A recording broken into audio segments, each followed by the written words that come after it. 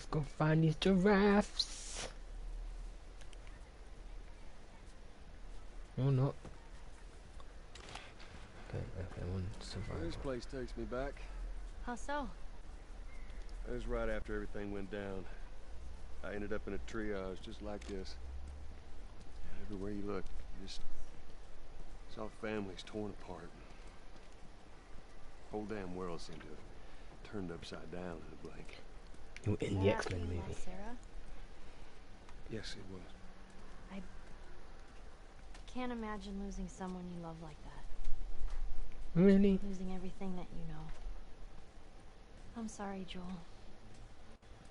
That's okay, Ellie. Just sympathy from the little kid.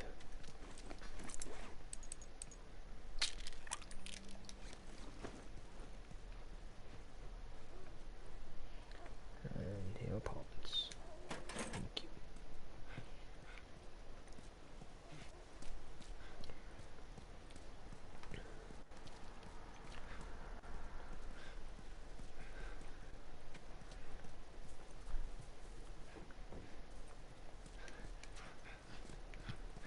Okay, so I'm just coming up to that. What's the point?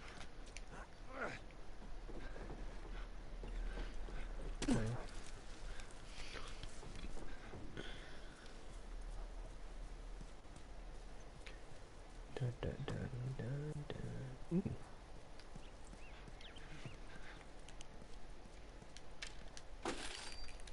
Map.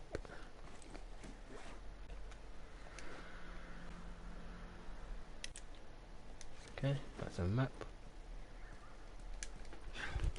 Let's see what we got. Let's see what we can do here.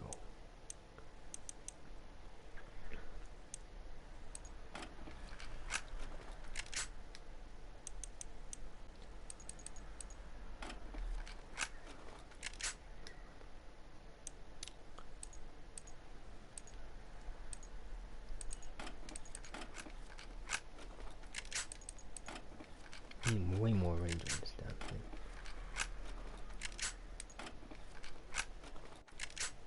There we go. Now there we go. Joe, stop copying me.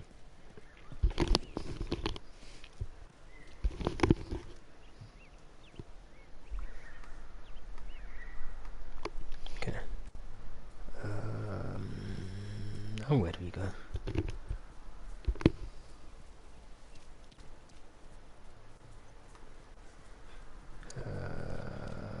That's a tank.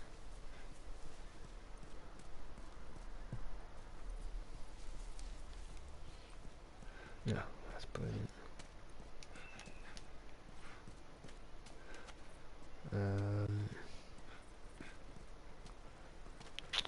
Great.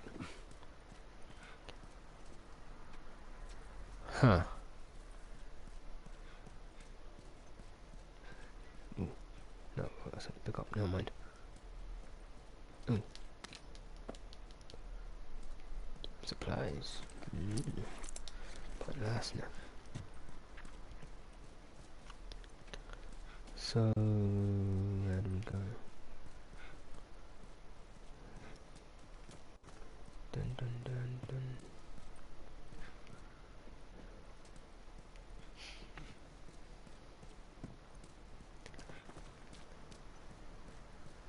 Guess we go through here. So I don't see the point of running with Joel. Bloody hell. Guy's so slow. Hey, Joel. I got something for you. Oh, what the hell? Okay. They went all the way back to you. What? Here. Maria showed this to me and I stole it. I hope you don't mind. Is it a picture of my damn daughter? Ah! God's sake. Well, no matter how hard you try, I guess you can't escape your past. You really can if you're bloody freaking accepting stuff from people. Oh my god, Joel just almost fell over on his freaking behind. Alright, well, thank you, Ellie, for blocking the path. Let's go then.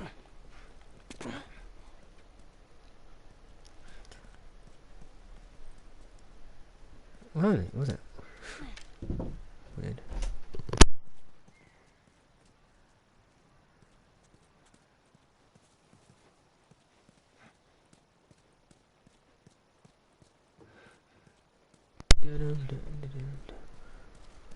It's at the Boston Bruins, but it's really not. Some sort of other team.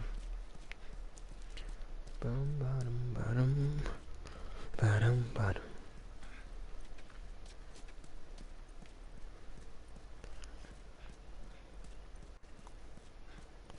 Run, Joel, run!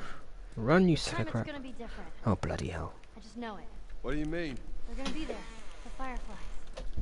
I'm sure of it.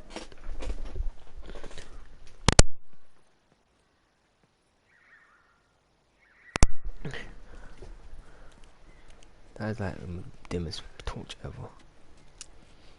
Also, where are they finding batteries for these torches as well? So I want to bloody know. Up there. Up there.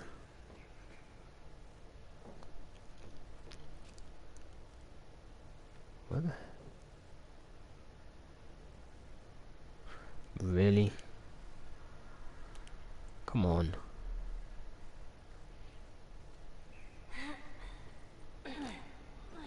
Honestly. Ow.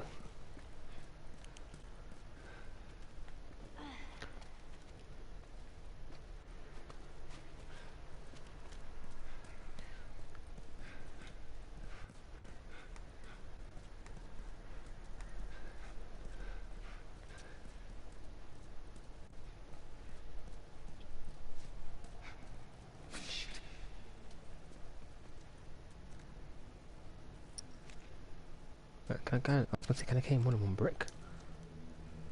Oh! That's more than shit, that's holy hell.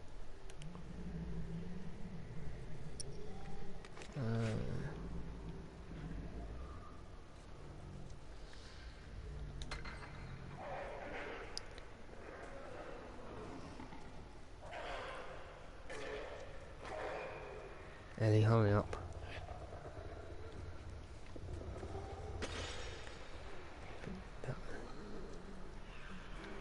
Whoa, whoa, whoa, whoa, whoa, whoa, whoa, whoa, whoa, whoa.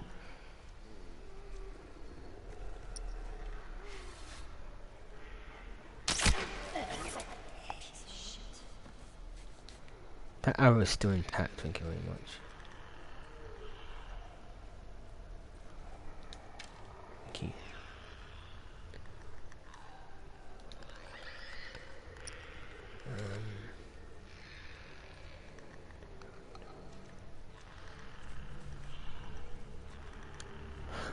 Okay.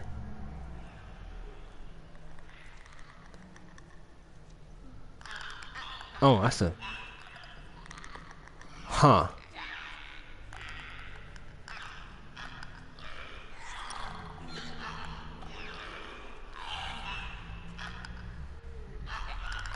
What's moving on that? Oh, God's sake. Elliot, I didn't want you to do that. Oh God! See, Ellie, this is why you shouldn't shoot things. There's water here as well, because you didn't notice. It looks like I know where you're going.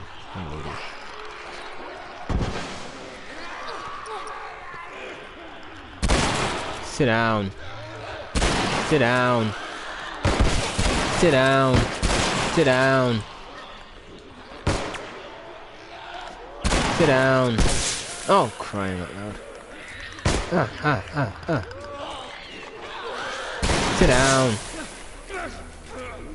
Okay, we're doing that again. And LA's next time, no shooting. My God.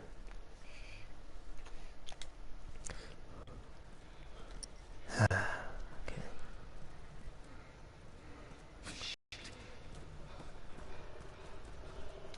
There's big dude here. The big dude's there.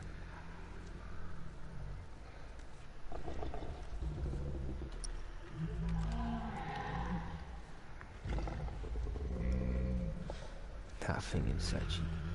Frickin' ginormous. Fucking scary.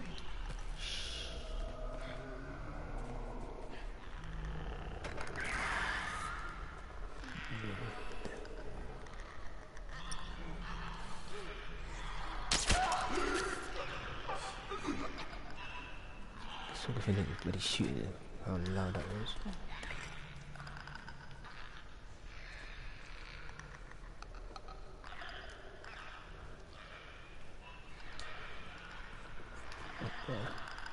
Don't know how deep this water is, so I'm making sure she doesn't freaking drown. Showing you she ain't saving if you drown.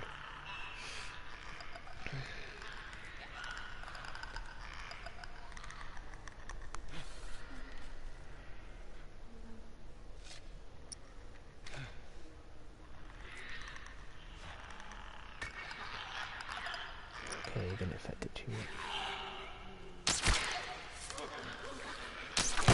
Oh, okay. Square one.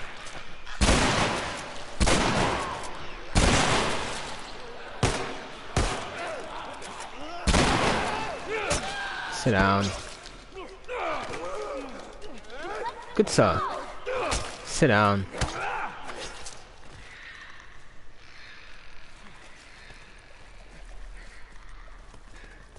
Okay, that could have gone better. That could have gone way worse. Oh, Lord. Hit it. I got you. Sit down.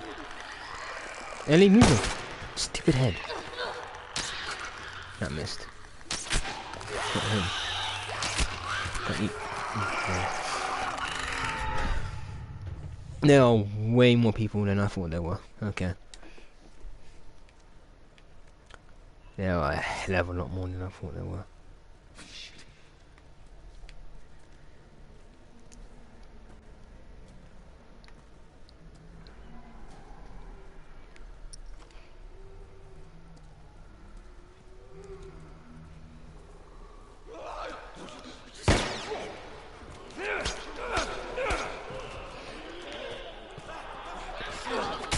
Any difference that you're right behind me, you're not going to shoot it? What's wrong with you?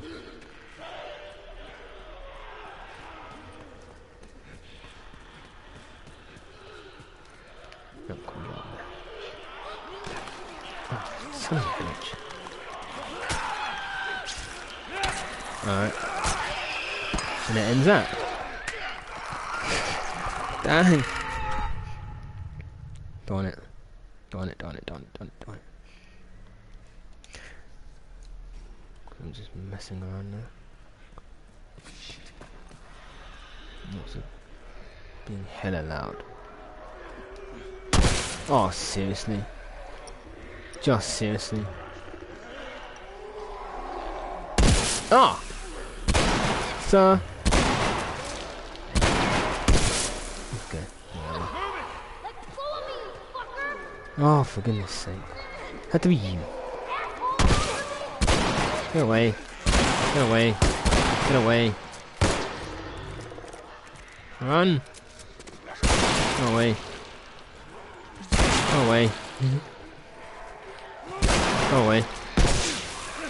Go away. Go away. Go away. There's that gun.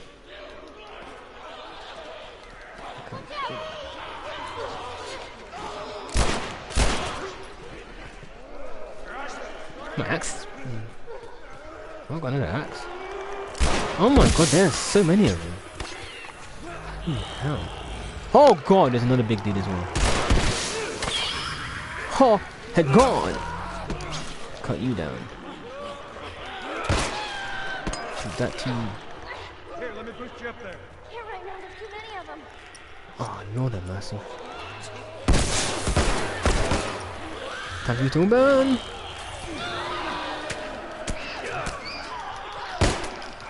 Yeah, okay.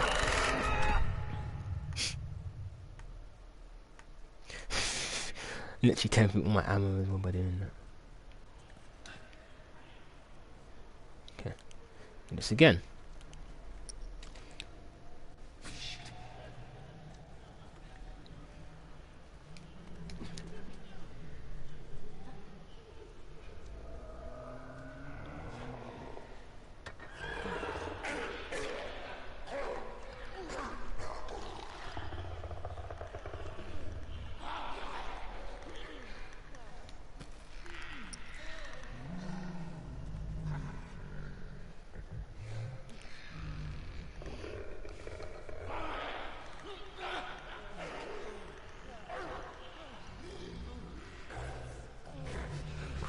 Christ.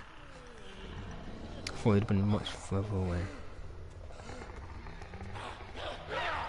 Oh, well.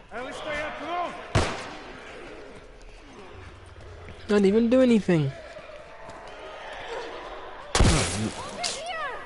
Oh, bloody hell, kid.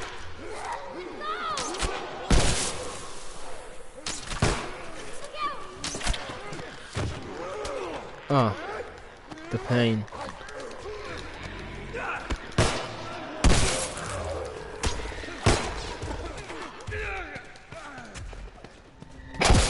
Oh jeez. Forgot why he was down as well. Holy hell. That's just rude.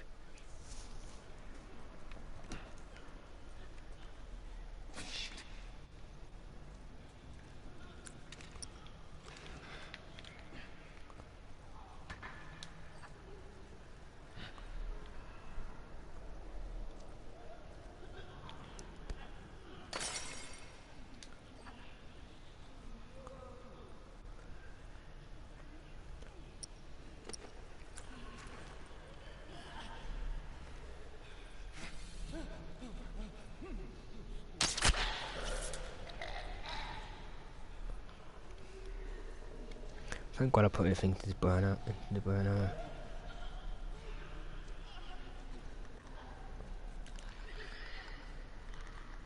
Dude, you kind of on my damn arrow.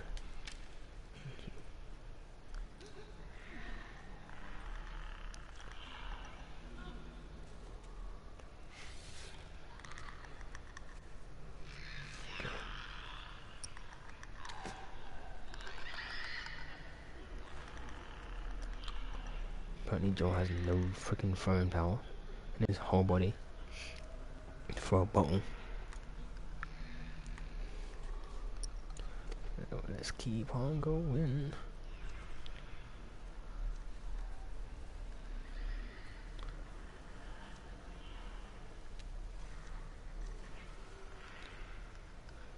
Oh, it's the door right there.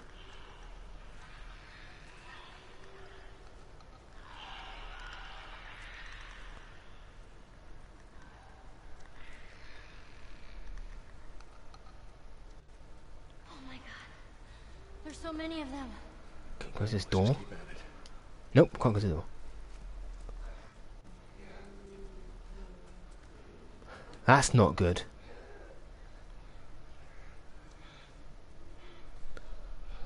Sounds like a big dude. That, oh, come on.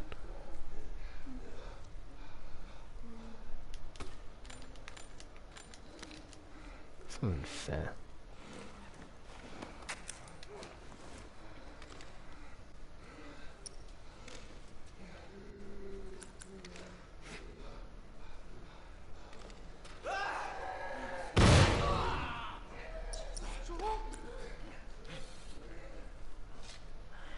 Okay, I only got one of them.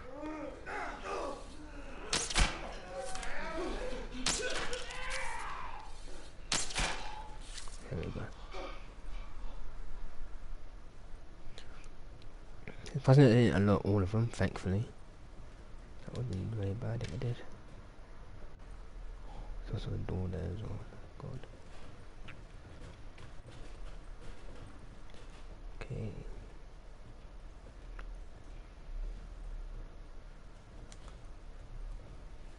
Huh. I thought I only got one arrow back. Oh no. Oh well. There's, oh yeah, I did fire 2 arrows. Not 3. I think.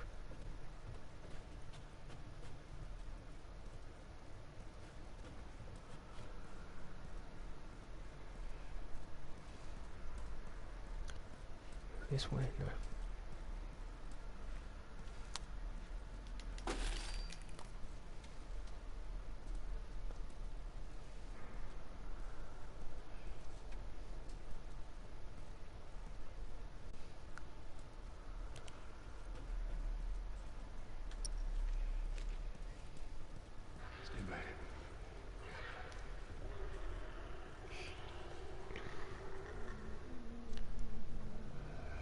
Oh! Wow!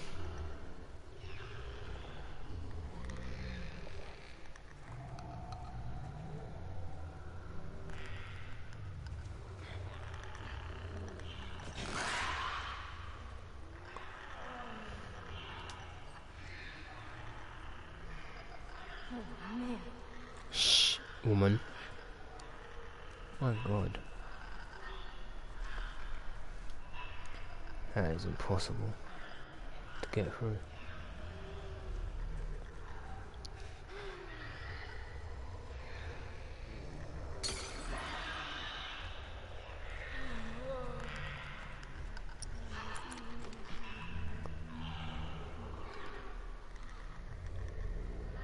Sad thing that John can't throw for shit.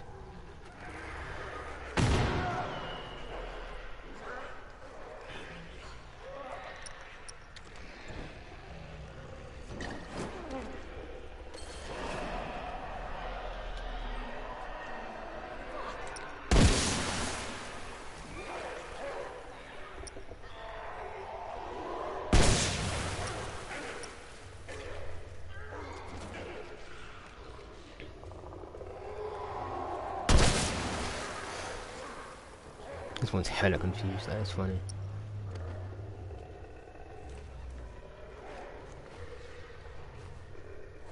Blades for another one. What of these are dragging alcohol.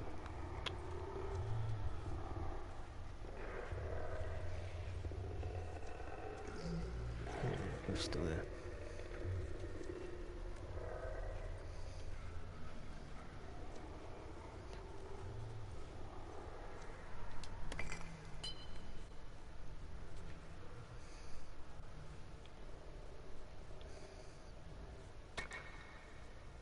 Not loud enough for them.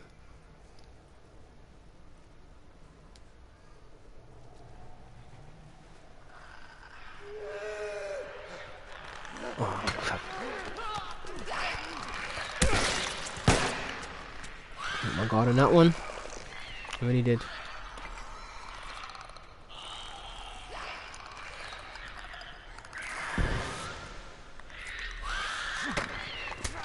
Oh, what? It's stunned.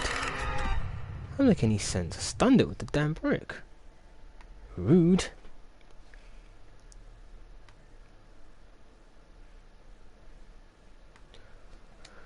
Oh, you crumble.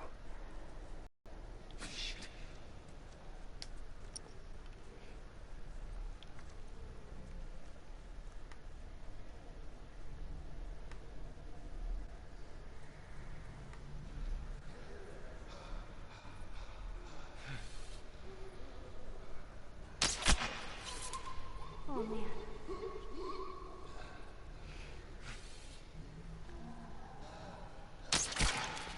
Let's take them both out. Saves the hassle.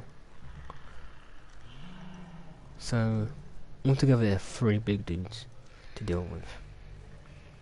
Which stuff gets a bit crazy and out of hand. God.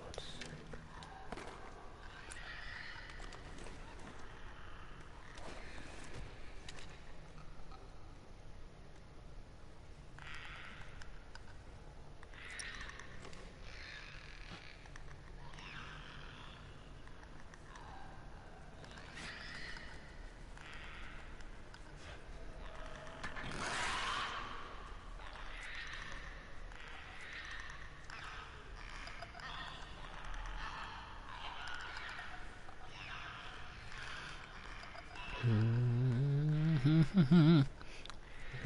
good.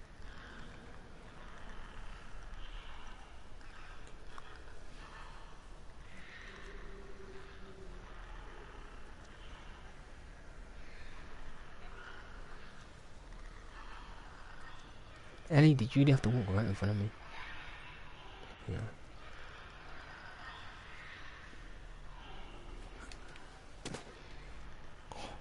Oh!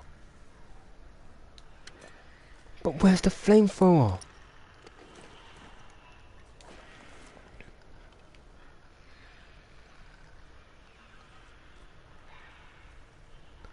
Are you serious?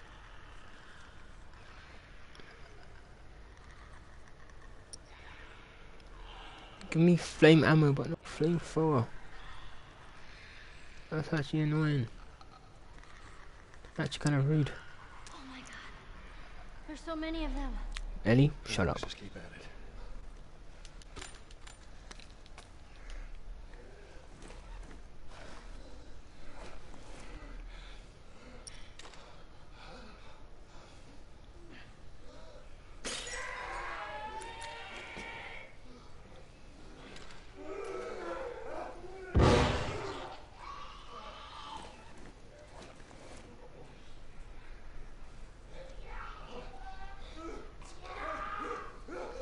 I was only getting one of them. That's actually kind of strange.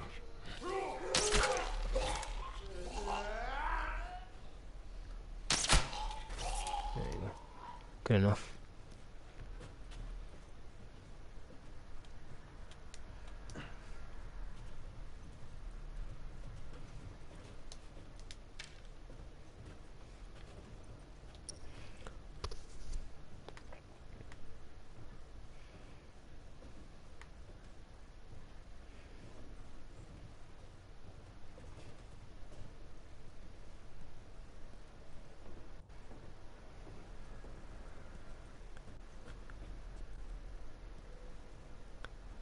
Stay back.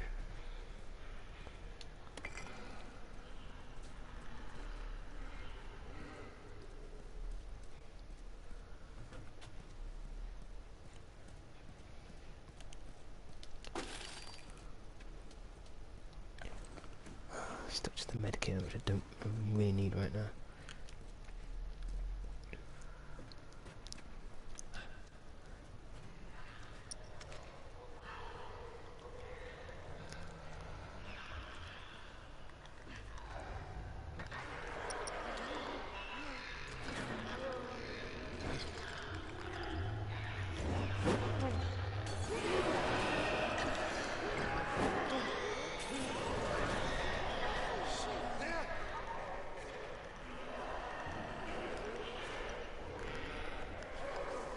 Something that she's right in the fire. What the hell?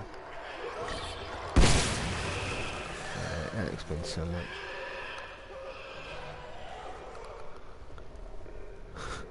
They literally went by water. It's funny.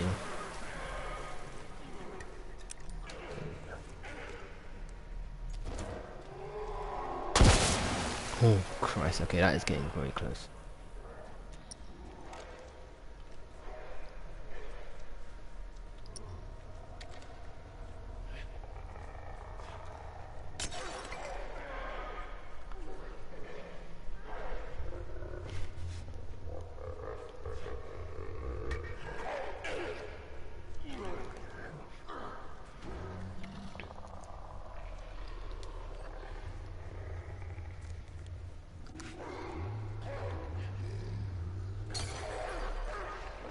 Oh wow, they're both falling over there.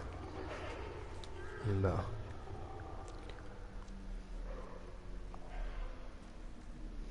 Wow, that actually worked.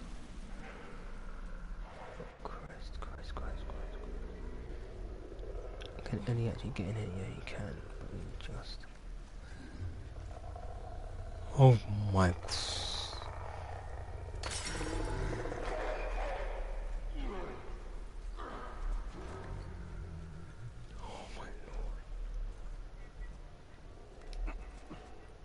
Keep going after the brick. That is not happening. That crane could get us up there. Shh. So damn loud. Come on. Come on. Get up there, kid. Stop being so damn loud.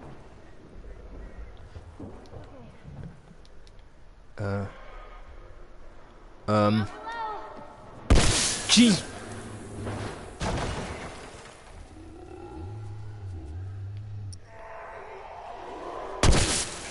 Really, Ellie? Oh, Joel, get up there. Oh, come on. Oh, Lord. Oh, my God.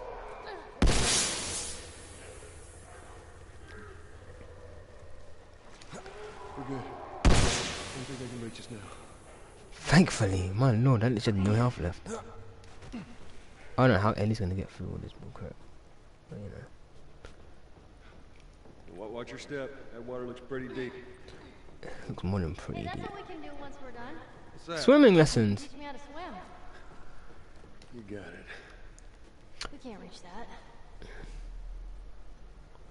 Well,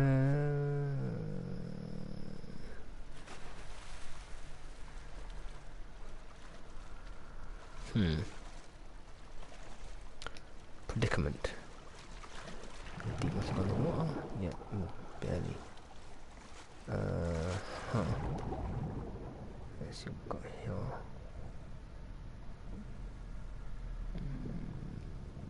Oh, okay, I see. I got it.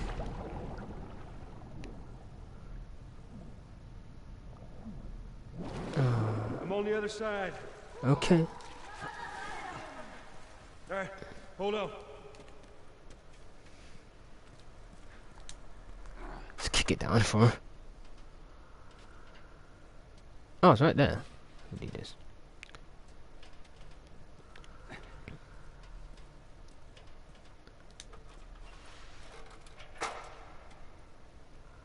Right, that was easier than it should have been. All right, just stick to the edge. It's shallow over there. Uh-huh.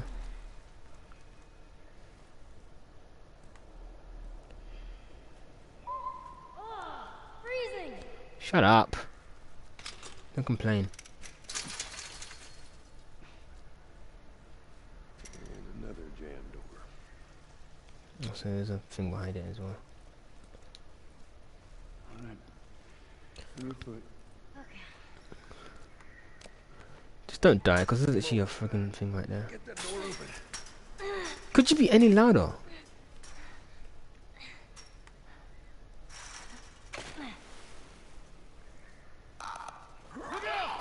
Yeah, I can't see that happening. I wasn't surprised by that actually. Get the fuck off me! I'm not even surprised by that. You okay? No. They just surprised me. Open the damn door. It was sitting! Can't wait for those things to be wiped out. It was literally sitting right next, sitting right there. Jesus Christ. Again, could you make any more damn noise?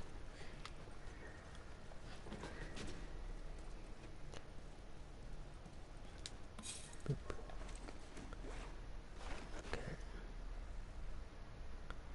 I still got a melee weapon? More evidence.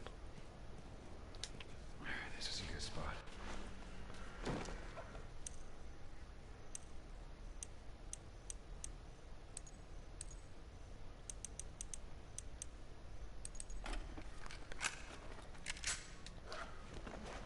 This'll hold.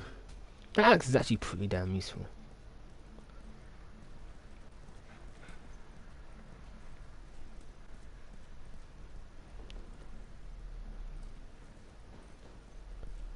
It's this way.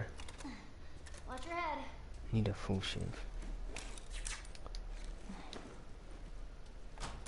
There you go. What's in here?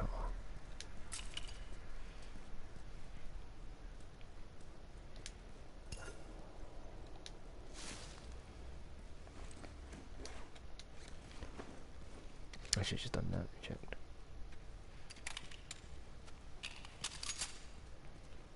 Ooh, an arrow. Don't mind if I do.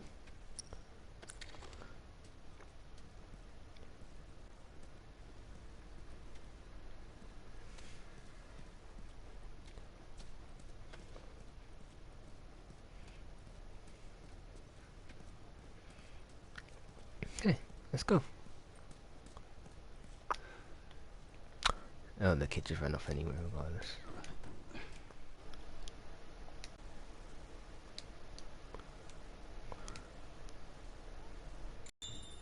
Oh, yippee.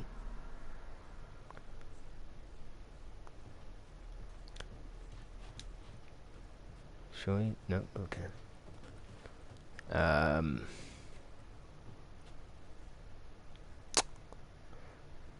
Well, this is where you learn to swim, Ellie. Throws in the water. Geronimo!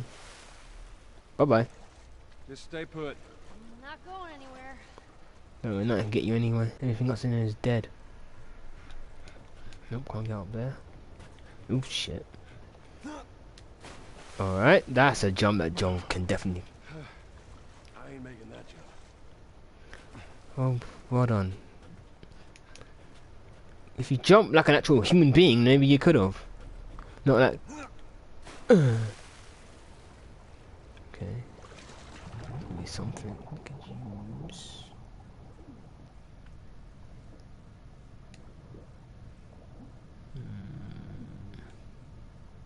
Okay, I see.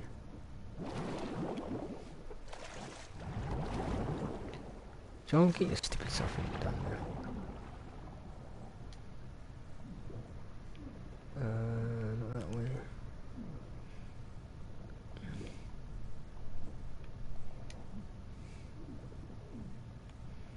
When he swims, is actually so slow.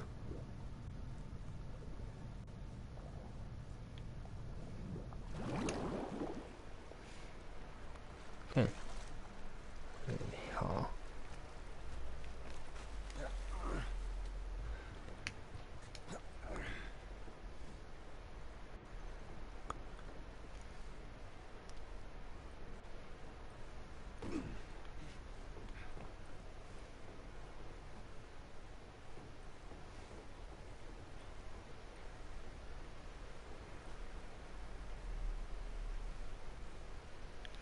Listen for down there.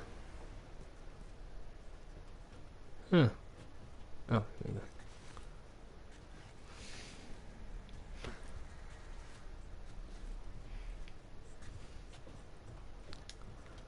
I didn't notice since you went up here.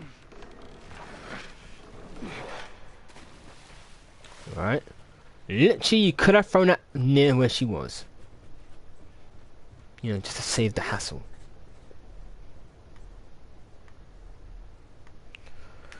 Whatever. Someone getting across this damn thing.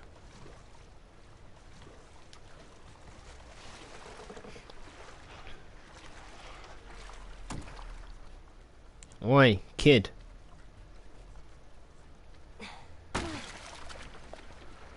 Where are you?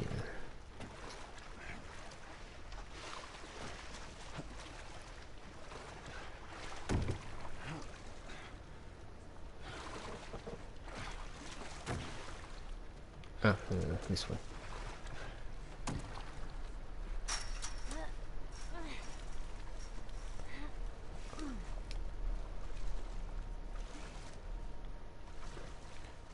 Huh? Oh.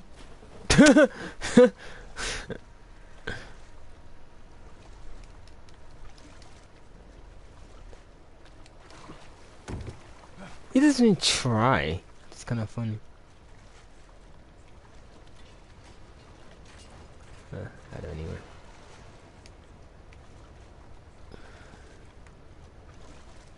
Different Joe that he tried to do half the stuff. He doesn't.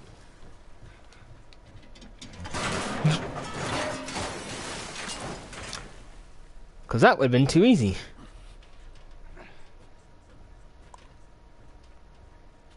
Can we just put it back? No.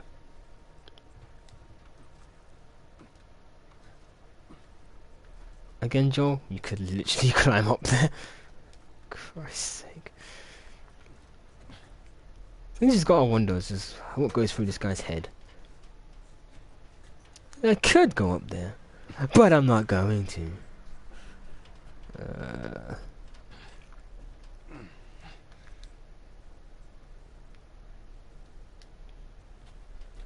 So. Oh, I see. Okay.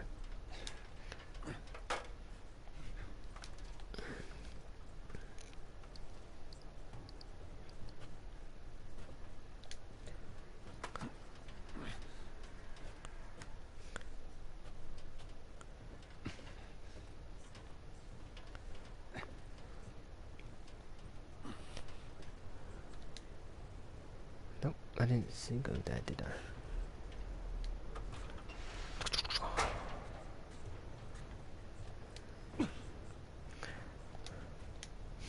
Okay, well, that's taking you the long way around things. My god.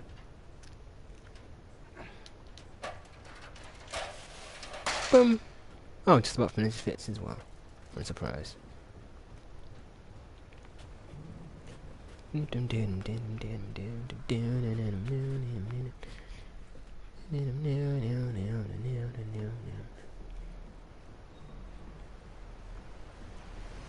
Oh, brilliant. Just what we need. Moving water. Bye. Huh?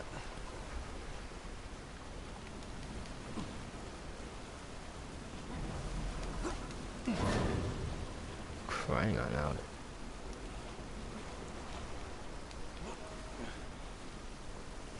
Okay. I guess she's lighter. Okay. Yeah, that ain't happening. You're gonna catch me? I got you. Yeah. You didn't even need me. Let's get the hell off this thing.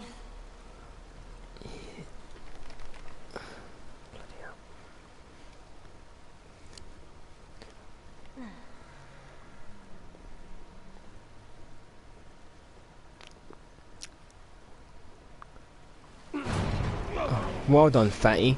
Ellie, move.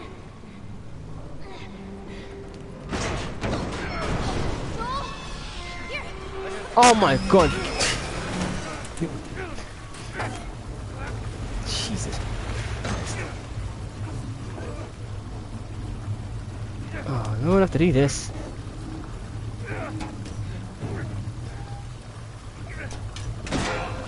Oh. Ah, Christ.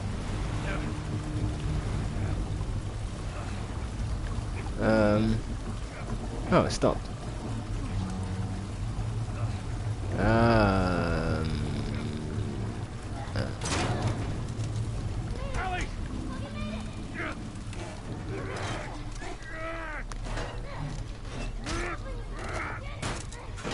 Jesus Christ.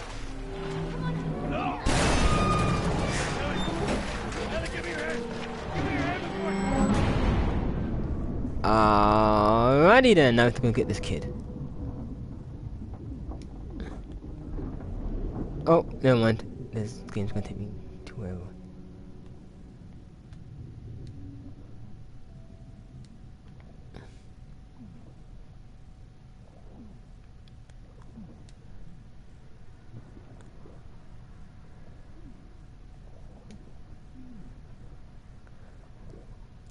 I don't have no oxygen at all.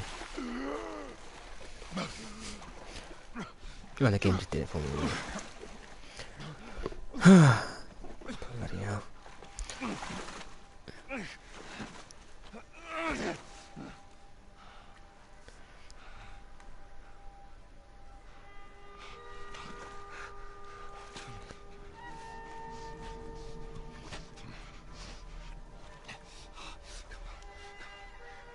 Hands in the air. Really, dude? Hands in the fucking air. Really? Really? Really? Whatever. Welcome to the Fireflies. Oh. Sorry about that. They didn't know who you were.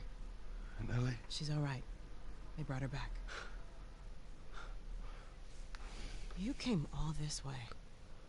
Somehow. How'd you do it? Respawning. It was her.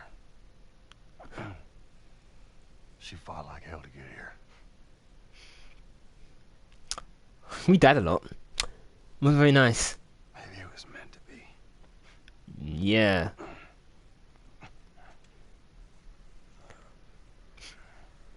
I lost most of my crew crossing the country. I pretty much lost everything. And then you show up and somehow we find you just in time to save her. Maybe it was meant to be.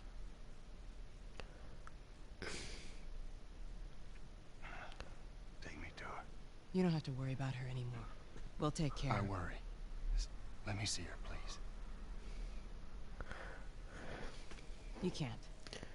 She's being prepped for surgery. What the hell you mean surgery? The doctors tell me the cordyceps, the growth inside her, has somehow mutated. It's why she's immune. Once they remove it, they'll be able to reverse engineer a vaccine. A vaccine. But it grows all over the brain. It does.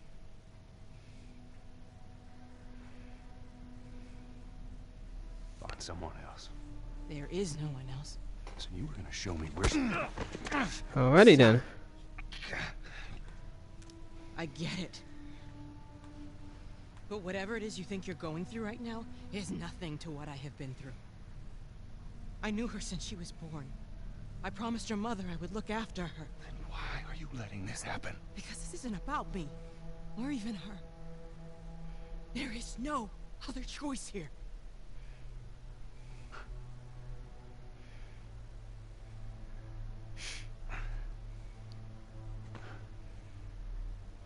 Yeah, you keep telling yourself that bullshit.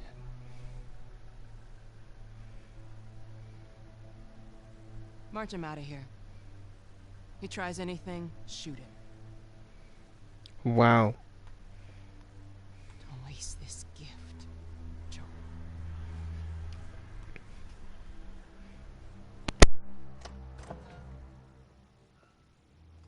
Get up. I said get up.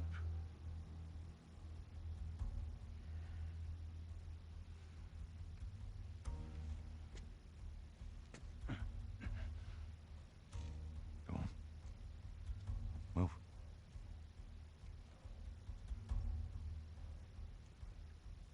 I said move. Give me an excuse. Which way?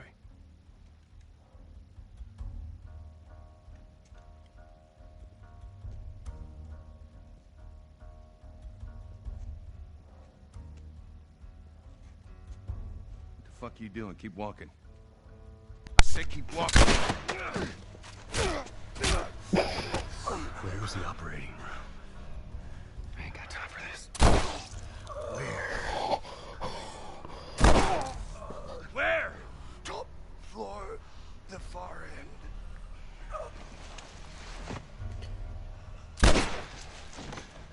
Alrighty then.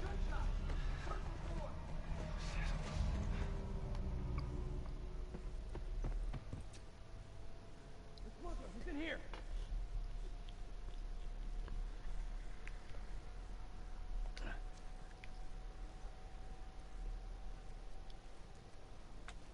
Yeah, man, I am not dealing with you lot. Get that. Oh, brick? No, I do not. No, I don't.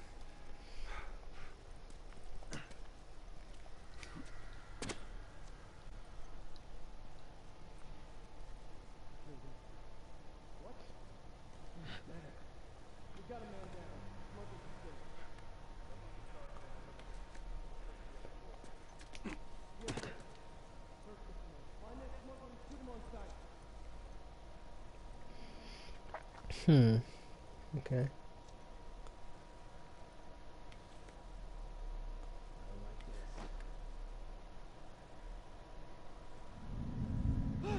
What the? Ah! Son of a gun. Come on.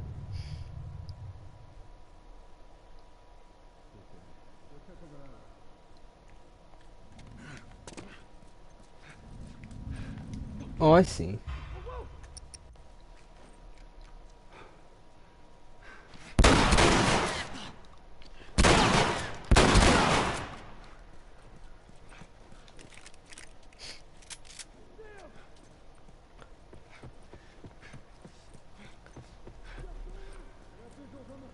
It's really surprising.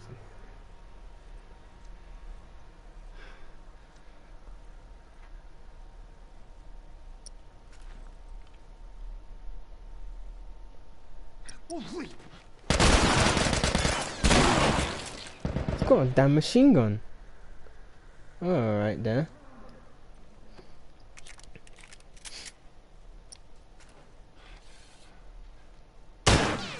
Okay, you do not. You have a rifle. Missed. Missed again.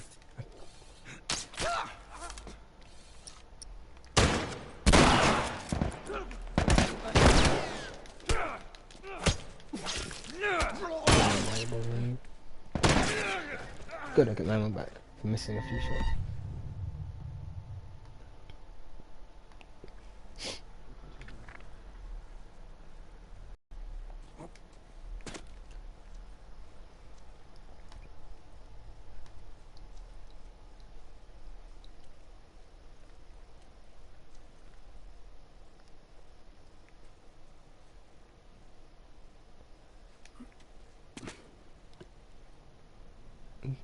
Okay, never mind. There's one person there, there's actually two.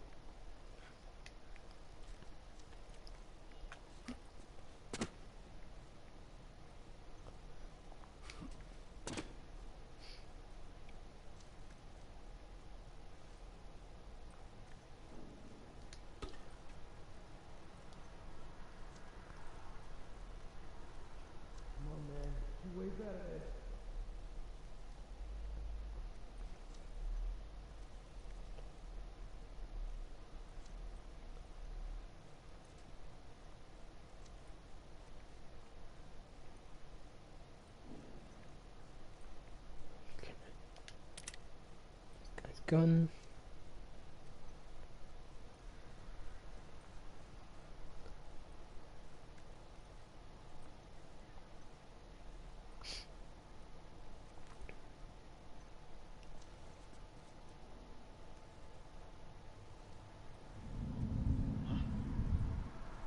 Oh my lord.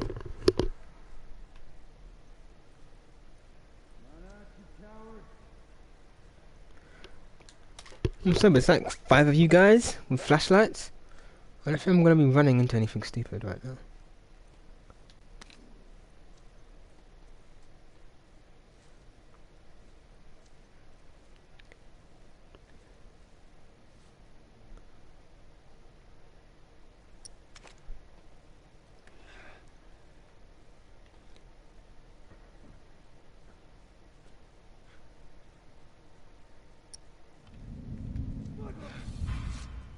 Where?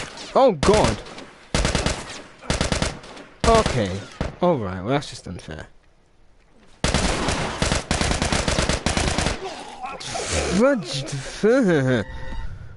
Come on.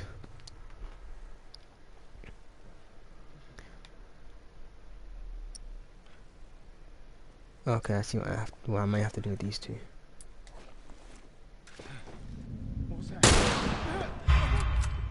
Okay, that didn't take him out.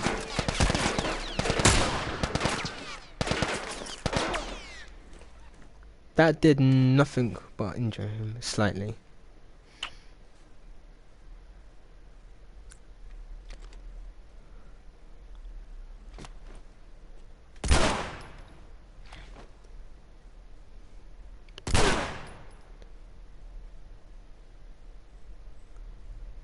Come on. Sit your ass down, boy.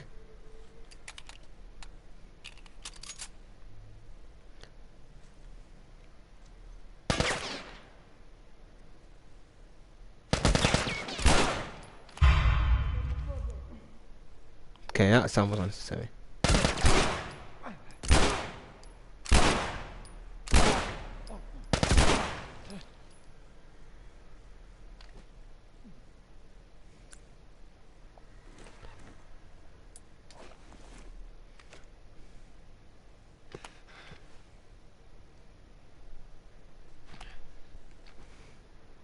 Okay.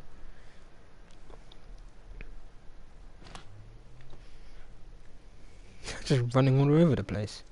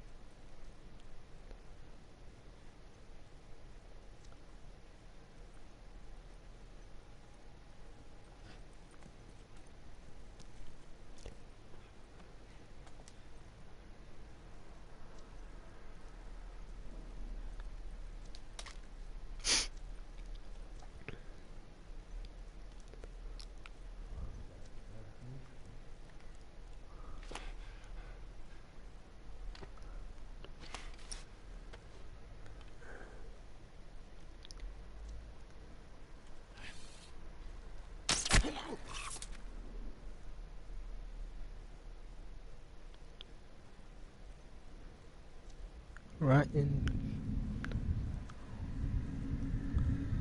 Where? Lost one over here. Shit. Find it.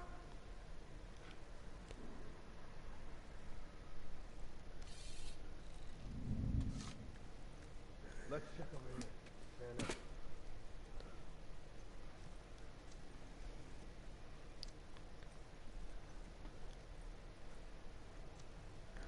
Bloody hell.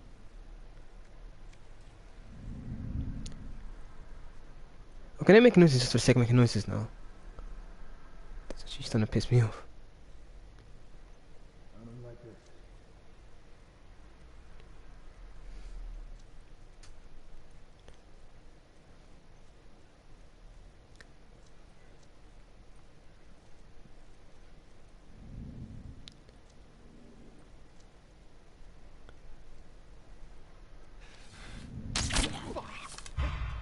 Fuck!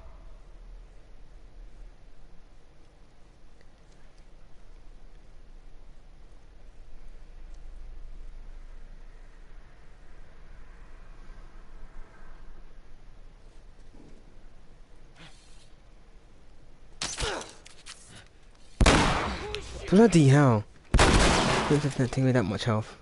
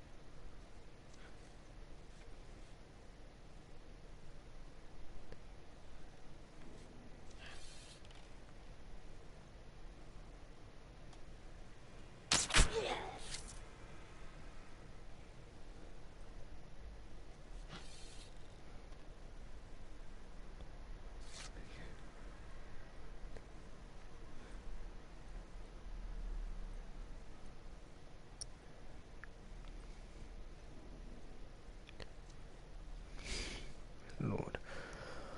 Okay, this is actually kind of really stressful now.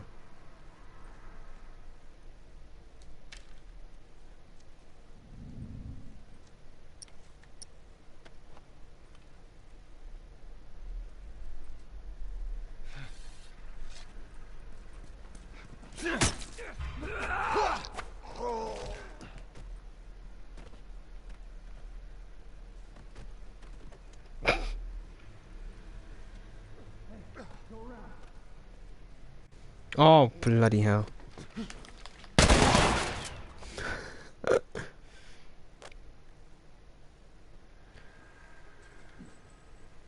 Oh. Damn! Oh! That is so annoying.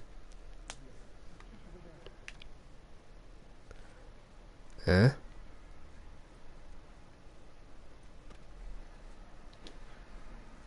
Huh?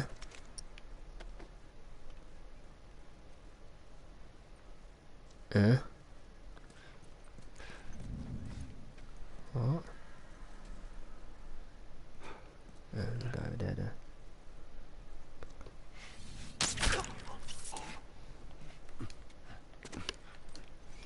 That broke, damn it. Everyone has Diablo ammo.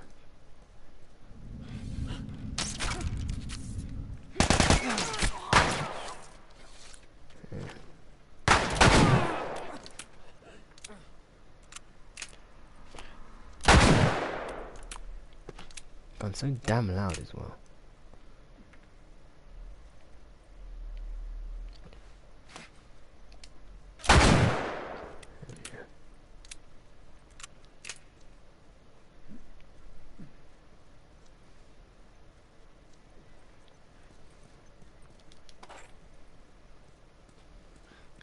since I have no idea where I am. But now.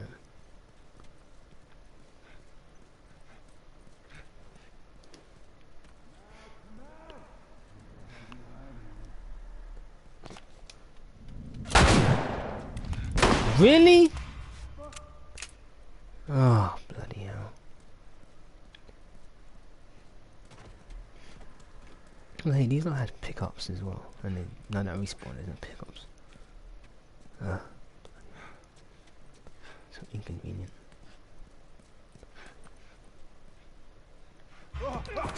Nope. No. No. No. Don't even go there.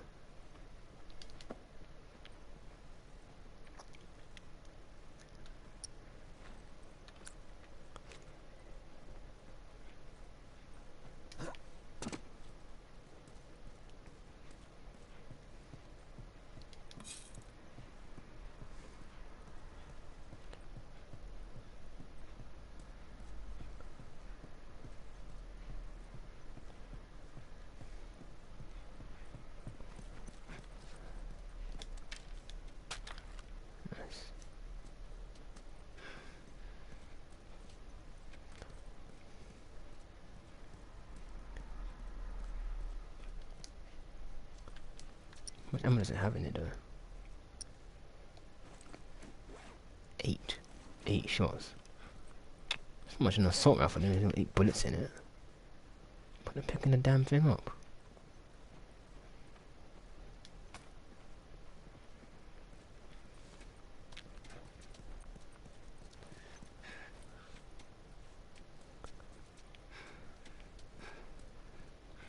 See anything else I can find.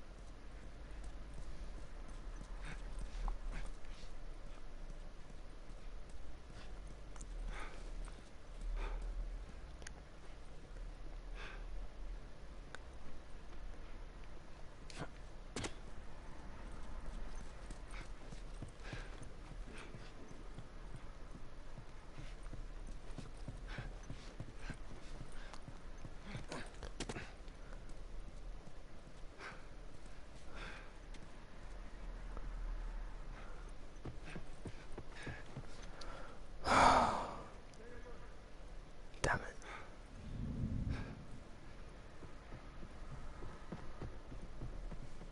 Oh, wow.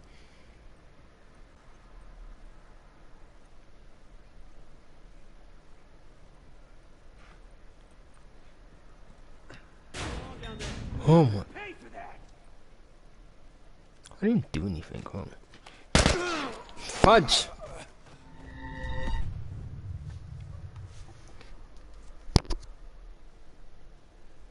Oh. Straight away.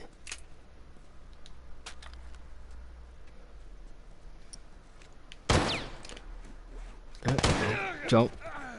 That bow went flying, holy hell.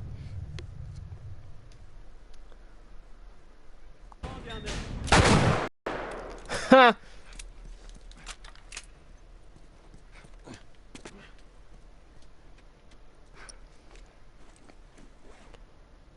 Okay, 12. Look how many. What is the hole?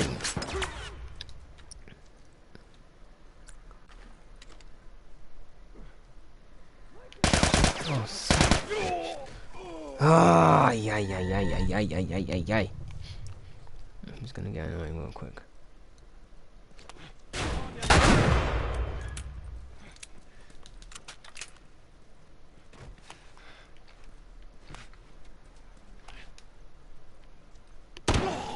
Wow, the one shot.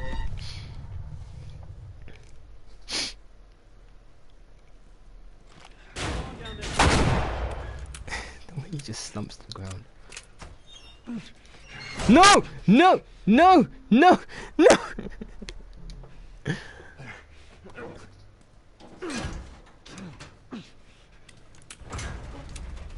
Ah!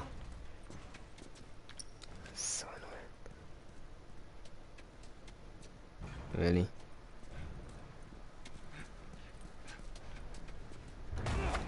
Can't undo this, please. Damn it. Whatever then. Official more that we're gonna have weapons anyway then. Too fast.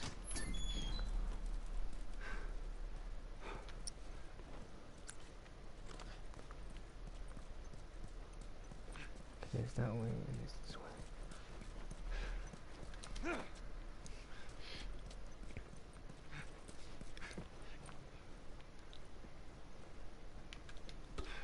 Ooh, come on now. Need it. And I need the medikit. I really do.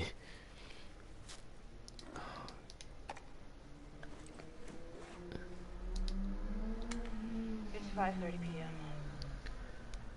April 28th. I just finished speaking, I don't know, more like yelling at our head surgeon. Apparently there's no way to extricate the parasite without eliminating the host. Fancy way of saying we gotta kill the fucking kid. And now they're asking for my go-ahead. The tests just keep getting harder and harder, don't they?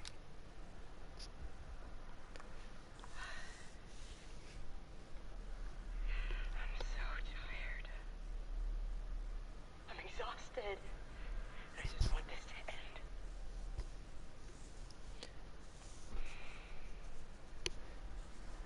So be it. Okay.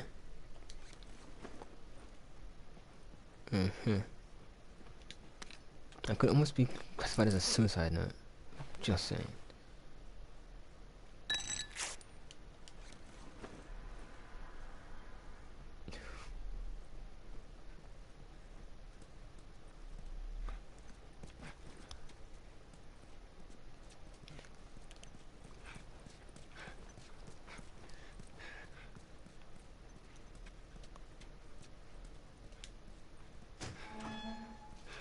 Just the other way from over there, isn't it? Yeah.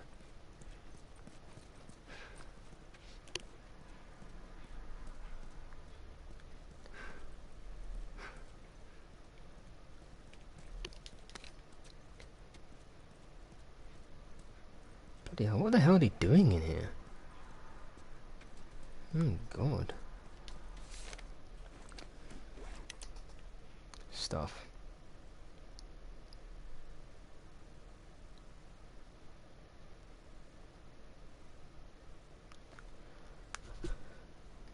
That's a lot of stuff in this journal, oh my god.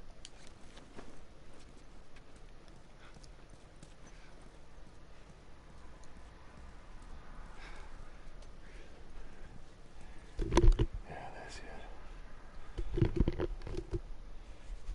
I'm coming, Ellie.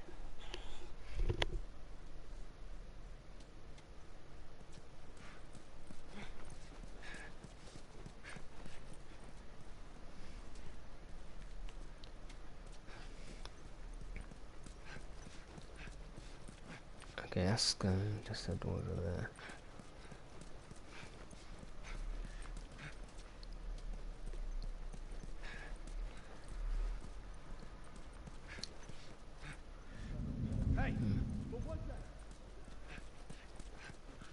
Saw nothing.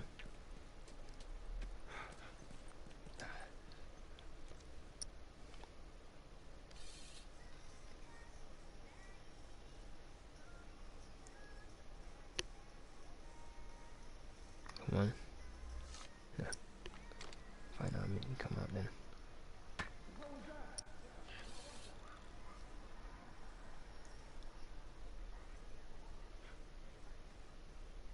Come on.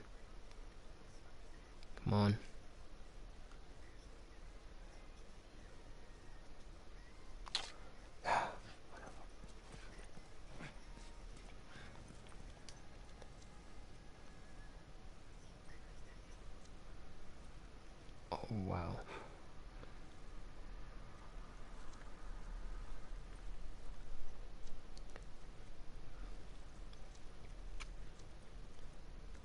These guys seem a bit too equipped for their job.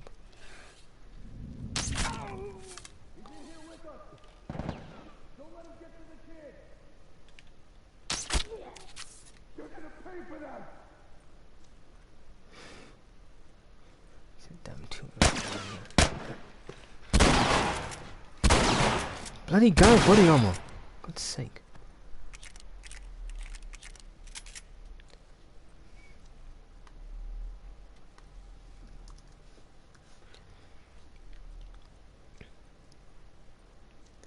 Ah, wow. But ammo for a gun I don't even possess. I don't think. Oh no! Oh, okay, I do have this gun. Okay. Come on. Oh wow, you're literally waiting for me. Hello. There we go. Oh. Okay. Got that dude over there.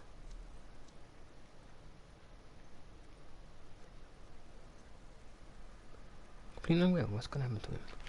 Skidoosh! Oh really? Got his helmet. Seriously! Bloody 3 headshots it takes for that guy. 2 without a helmet on. From point blank range. What kind of rubbish is that?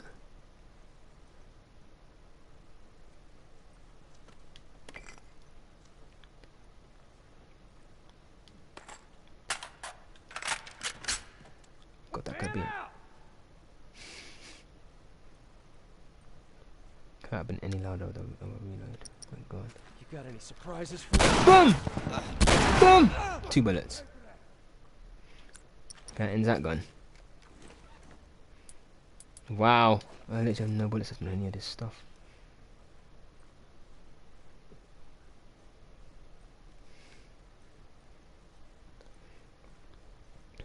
Oh lord.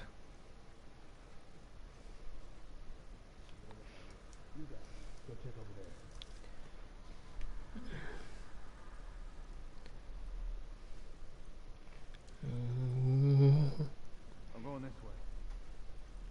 I need some ammo.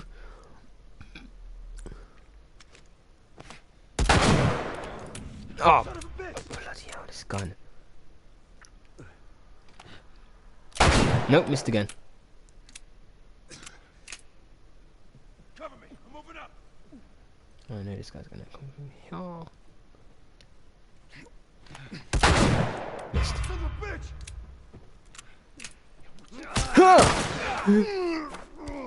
Duck! Jeez.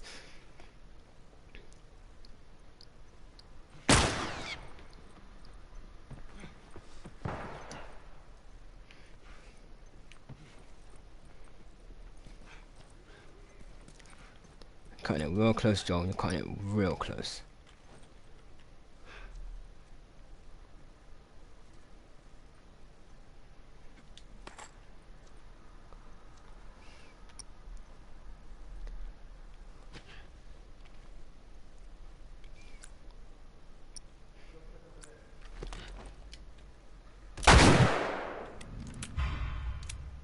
This guy's got no damage from here. There we go. Time to change. He's got a shotgun. Or rifle, actually. Take that back. Oh my god. Come on, we have to go get this kid.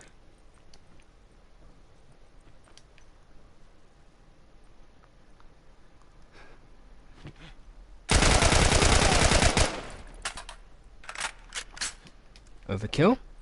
Maybe. But he's dead. So I don't care. Was like, I got no ammo anymore. So annoying. I do have a gun now, which is good.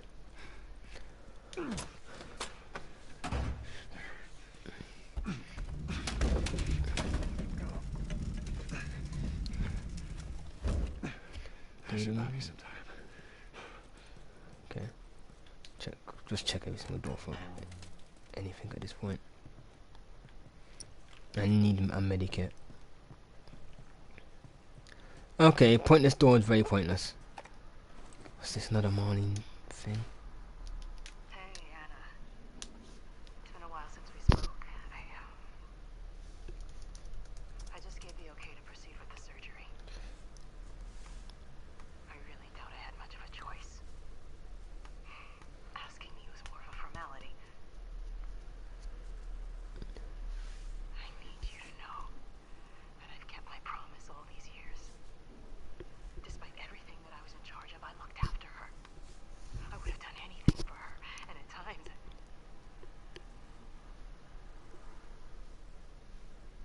Okay. here's a chance to save us. All of us. This is what we were after. What you were after.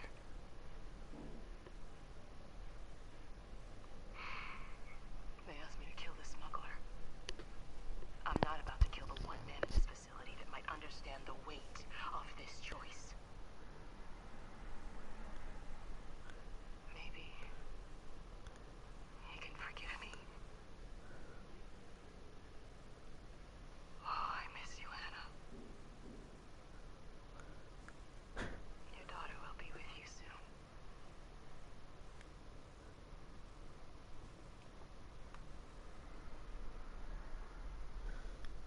Ba-da-ba-ba-da-ba.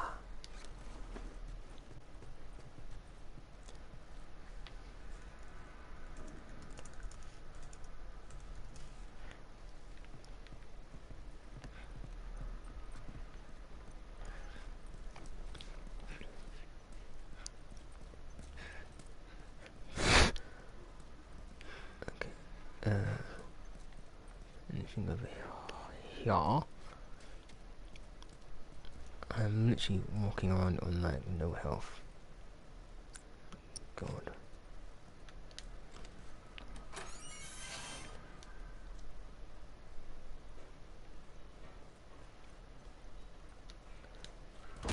Sweet Jesus. Hey! What are you doing in here? Hey! Let you take her. Or what? I have an axe! Come any closer. Dude. Idiot. Fucking animal! Carrie, shut the hell up. Come on, you had a chance to friggin' move. Hi. I'm taking the kid now. Bye. Ellie, let's go. Come over here, girl. I got you. I got you. Oh, shit.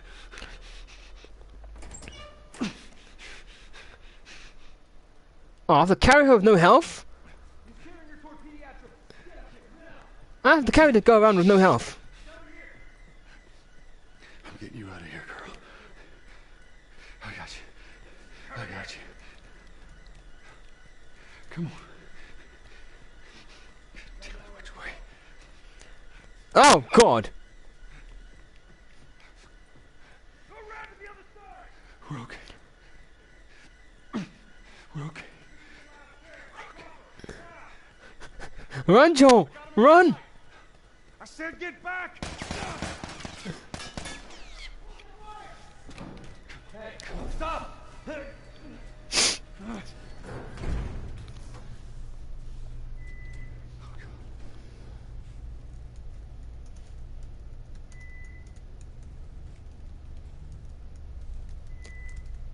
Oh, come on.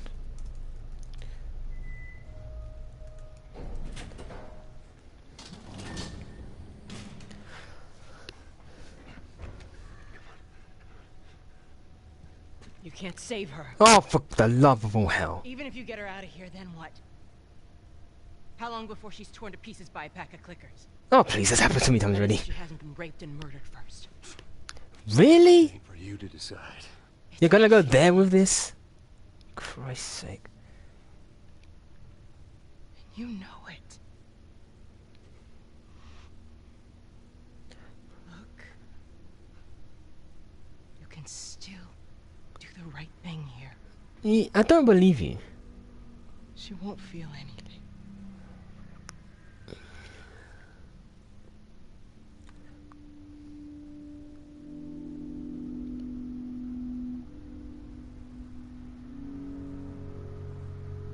Okay. Ooh.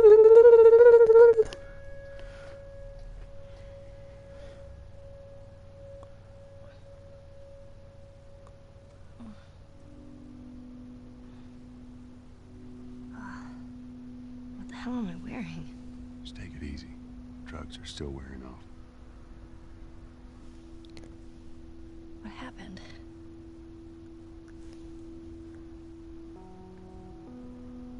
We found the fireflies.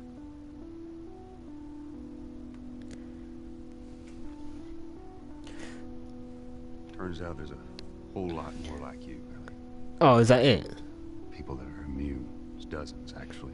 So after all this time, Done a damn bit of good. saving this damn girl. They've actually... They've stopped looking for a cure. Yeah. I'm taking us home. So. Sorry.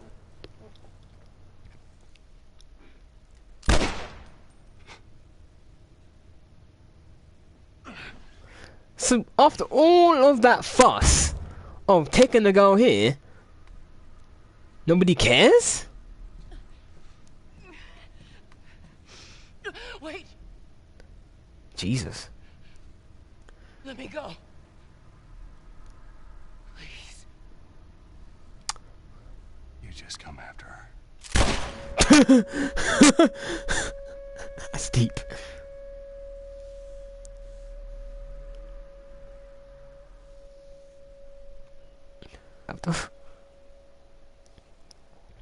This must be the final chapter then.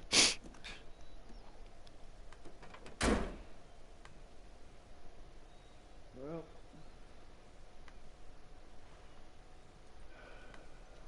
Looks like we're walking. Surprise, surprise, we're walking again. Should be a straight shot through here. Alright. Oh, really? Pretty, ain't it? Yeah. Oh, do I have to be the kid? Oh, she don't got anything on her. Oh, for God's sake. Okay. Don't want your head going through. Got it. Yeah, this is the final level. Hopefully this thing survives until then. Feeling my age now.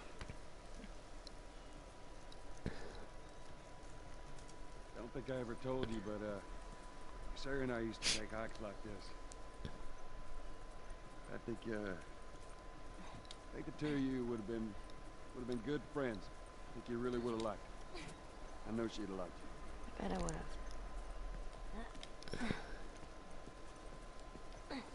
No. Right down there. Are you alright. Just a little bit further now.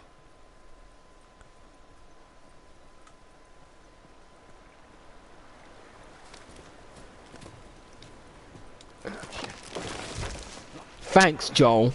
Thanks. Jackass. There. I got you.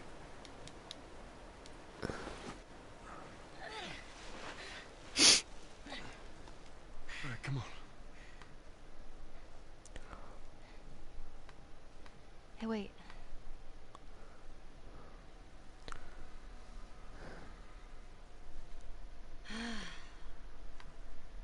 What now? Back in Boston? Back when I was bitten? Okay. I wasn't alone. Okay. My best friend was there, Okay. and she got bit too. Okay. We didn't know what to do. Okay. So, she says, let's just wait it out. You know, we can be all poetic and just lose our minds together. I'm still waiting for my turn. Ellie. Her name was Riley, and she was the first to die. And then it was Tess. And then Sam. None of that is on you. You don't understand. I struggled. for a long time with surviving. Look at me. I have grey hair. No matter what, you keep finding something to fight for. Now, I know that's not what you want to hear right now. Swear to me. What now? Swear to me that everything that you've said about the Fireflies is true. I swear. Pinky swear. Pinky swear.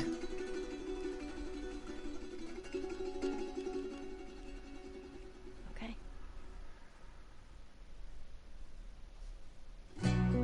And that's the game.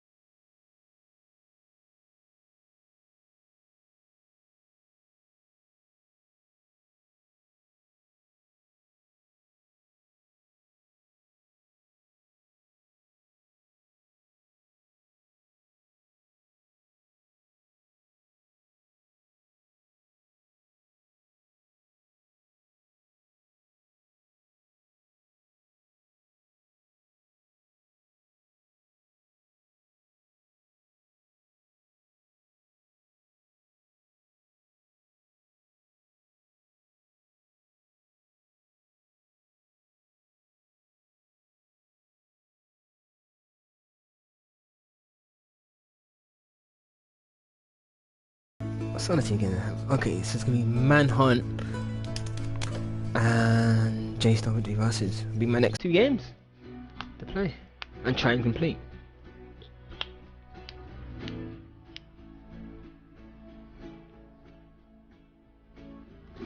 Definitely gonna do Manhunt first though, because it's a fresher game. I don't know about it. This what happens after the end of the credits though.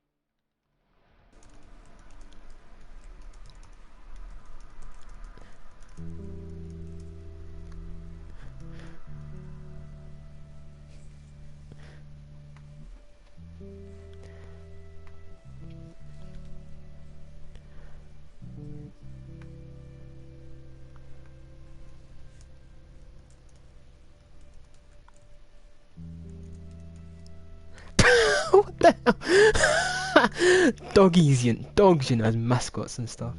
Jesus.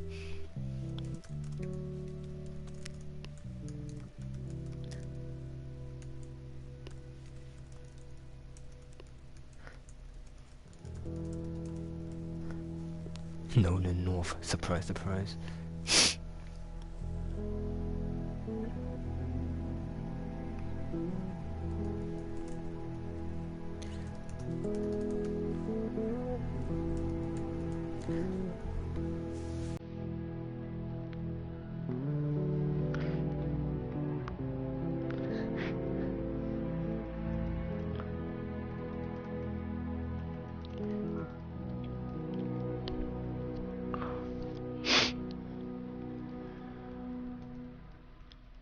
Let's just see where we go from here.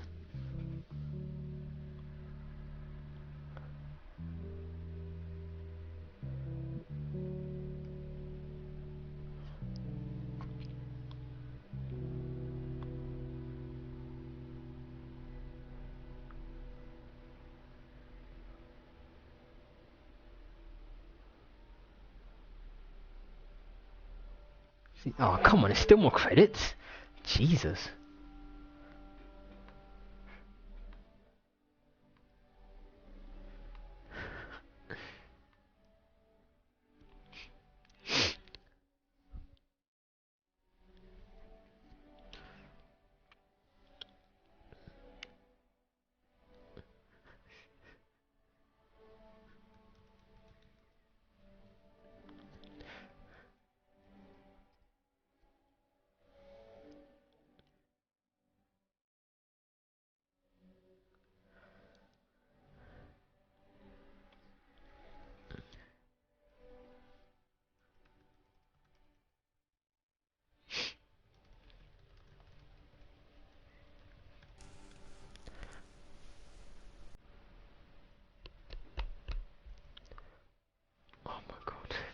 going on.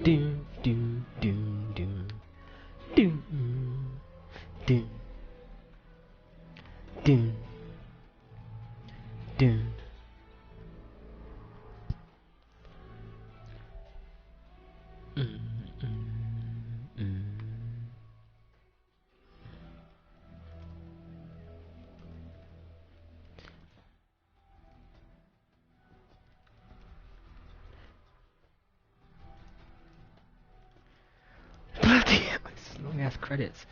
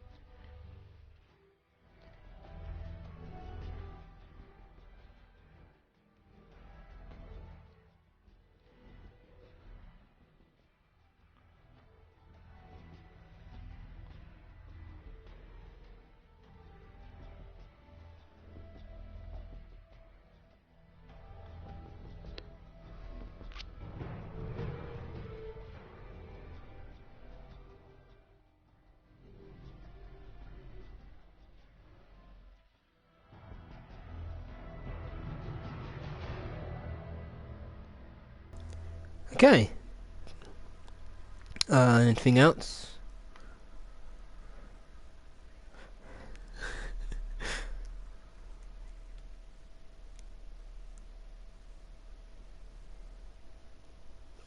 What? What? What?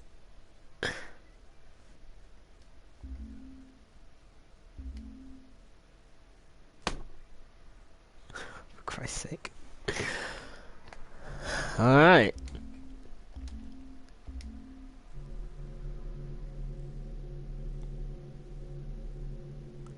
A lot of damn cutscenes.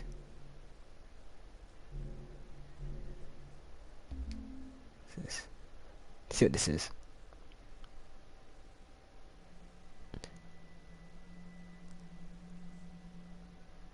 Okay. Let's see what this is. Yeah, making the new IP is, how can I put it? Just don't do it. It's insane. I mean, it's a very difficult process. You have answers, especially when you come from like you've been making Uncharted 1 and Uncharted 2, just kind of like now like things are going, you just kind of like good momentum, and then suddenly that momentum like just drops. Okay. It's a very challenging process to create a new IP, and you're gonna fail over and over again, but that's what it takes. New IPs are really hard. They're hard because you don't know what's fun yet.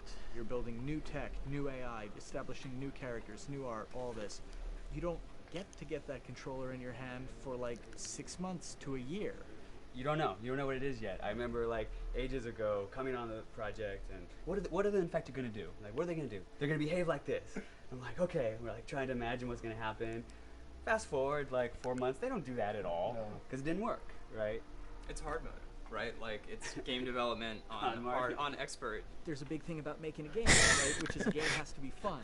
You get your first build where everything's working. You got player mechanics. You can walk around the world. You can shoot. You can melee attack people. You've got the AI in there. They're very intelligent, very difficult, and it's totally not fun because they snuck up behind you and murdered you in a second, and there was no way to figure out what was going on. We're making a game, by the way. Hey, James.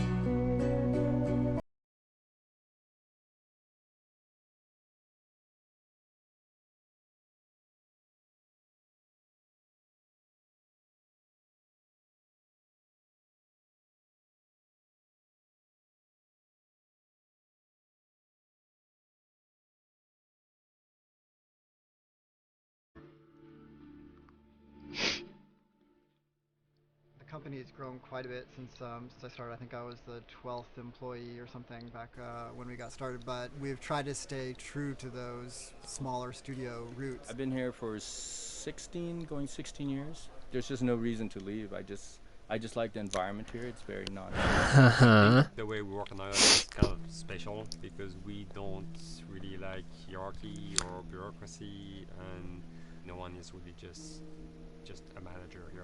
Naughty Dog has a very flat structure. We pretty much all report to the co-presidents and the game directors. I always tell people when we hire them, just like, my job is going to be able to trust you, and that's what I want. I want just to give you something and you go with it, and I know it's going to get done. We believe in iteration, we believe in collaboration, and we believe in the people making the game working directly with each other. When we have designers and artists, animators all mixed up, anybody that's working on the same tasks, the same characters, the same areas, put them next to each other so they can communicate a lot better. We don't have a lot of meetings because if you need something to get done, you just walk over and you talk, and then you go back to your desk and you finish it up. And I really like that. I like when I just walk in the office and I see just a designers talking with the programmers or programmers over the animators and talking to them. I think that's when really the magic happens. Naughty Dog, we really try to cultivate a culture where anybody can criticize anybody else's work. And we encourage people to be blunt about it and not try to sugarcoat it too much. It takes too long to be nice sometimes. It's not personal. It's based on more like how can we make a better game. We want everybody to have a voice. We want to cut out all the bullshit if we can, making sure that people are making decisions not based on ego, but what is going to benefit the game. When you see that people trust your opinion and that they value it, it's such a great feeling. You really feel like you're working as a team on a project. We want to sort of remember where we came from and you know why we were successful then, and try to continue that success now. We make games. Okay. Well, duh, I know that. I know you make games. Well done. Back when Uncharted 2 wrapped up, oh, for goodness sakes, that's decided even that long. we were going to build the second team and create a new project. We kicked around a lot of ideas. One of the very earliest ideas was to go back to Jak and Daxter. It's really near and dear to us. We really love those characters in that universe, and we think that there are some interesting stories still to be told there. We started to realize that it was not going to do justice to the franchise that the fans had fallen in love with. It would be shifting it so far in a new direction that we felt that effort would be more justified in developing a new IP. Neil and Bruce came to Christoph and I and said they wanted to do a post-apocalyptic game. I think the core essence of what they wanted to do, though, was to try to tell a story about two people and how their relationship evolves over the course of the entire game. That potential. Oh wow, there is something very special about that game. That this is going to be polished. Like, you're not sure if it's gonna work or not, and you have doubts. And like, should we be doing a game like that? Should we be doing a first-person shooter? Whatever. Like, you ask yourselves all those questions. And the creative director and the game director are the core of the team that have to really see eye to eye. That's why you have that balance between like Bruce and Neil, and Neil's gonna try to push the just the story and the characters, and Bruce is going to try to push that with just the gameplay as well. And so it's kind of like those guys are just trying always to find the right balance between the two. It's a very dedicated process. We feel that the interactive medium has an untapped potential to touch the feelings of the player. You have that connectivity, the fact that I'm actually in the world and participating in what's happening on the screen in front of me. It gives us some sort of advantage to make you feel connected with what's actually happening. At Naughty Dog, that's what we're trying to do, is pair story and gameplay together. If we can make you feel like you're actually with these characters on that journey, and you're invested in those stories and those characters, then you're feeling, in theory, the same thing that they're feeling. Okay. As the story evolved and took different shapes and different forms, the thing that was always there was Joel and Ellie. And because of that, everything kind of grew out of that relationship.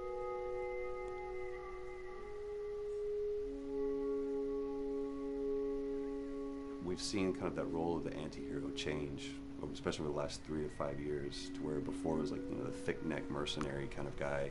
For this game specifically, for this story, we needed something new. The reason we didn't want to make Ellie Joel's daughter from the get-go is because it wouldn't have anywhere to go. Of course, at that point, he'd be willing to do anything for his daughter, because that is what a dad would do for his daughter. If they didn't even know each other at the beginning of the story, then we start from scratch. It's almost like the player has the same relationship to Ellie as Joel does. And we could I still want to shoot Ellie in the head a few times anyway. And if we do it right, then the player will be feeling that same growth that Joel does. I did not. Then again, I'm just heartless like that, you know. Relationship between the two.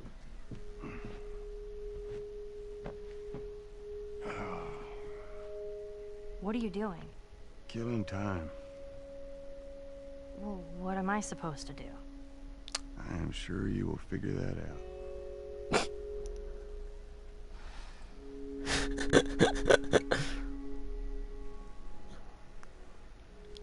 The watch is broken. It's exciting that Neil wrote something like this, where he's like, I don't want to make the stereotypical characters. I want to make real people in this crazy situation, and these forced to make decisions that are really tough. Like, what would we be like in those situations? I mean, we weren't consciously trying to pick male or female for characters. We just try to pick characters and just be honest with who they are. It almost doesn't matter, right? Joel's daughter could have been Joel's son. Ellie could have been a boy, and Joel might have been Tess. You could have swapped those roles, and I think the story would have still worked. The focus on female strength, it's so unique. You get to see what's so powerful about a woman through all of these female characters, which makes this game wonderful and unique. There's a crew of Fireflies that'll meet you at the Capitol building. That's not exactly close. You're capable.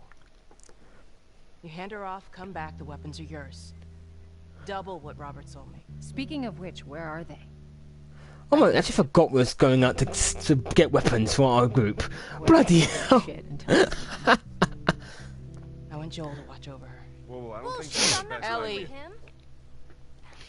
Oh my days, I just forgot the reason we're taking this girl in the first place, to get weapons for our group. My god! How stupid! That is a journey and a half. Specifically a female gamer, it's frustrating to me because I'll see sort of the stereotypical female character where she's amazingly beautiful and huge boobs, and she's there to be either the love interest or just because they're like, well, we need to throw a chick in here. We've seen the strong woman, or we've seen the weak woman. We haven't necessarily seen the empowered woman from this kind of standpoint. And there's that beautiful scene where Joel finds her inside the house, and she's reading through this girl's journal going, is this really what they used to worry about? What shirt do I wear, and what boy am I going to go out with? You know, and to be met with those first world problems that we deal with every day, and go, how trivial is all of this? I think it's going to resonate a lot, not just with, you know, a female audience, but with a male audience as well. The thing that was intriguing to me after the fact is knowing that we're kind of creating a female action hero in a way, and this is her origin story with Ellie. To sort of be such a strong female character that is completely She is the Tomb Raider. Regular t-shirt and jeans, and she's 14 and she is still a total badass is really exciting to be a part of that.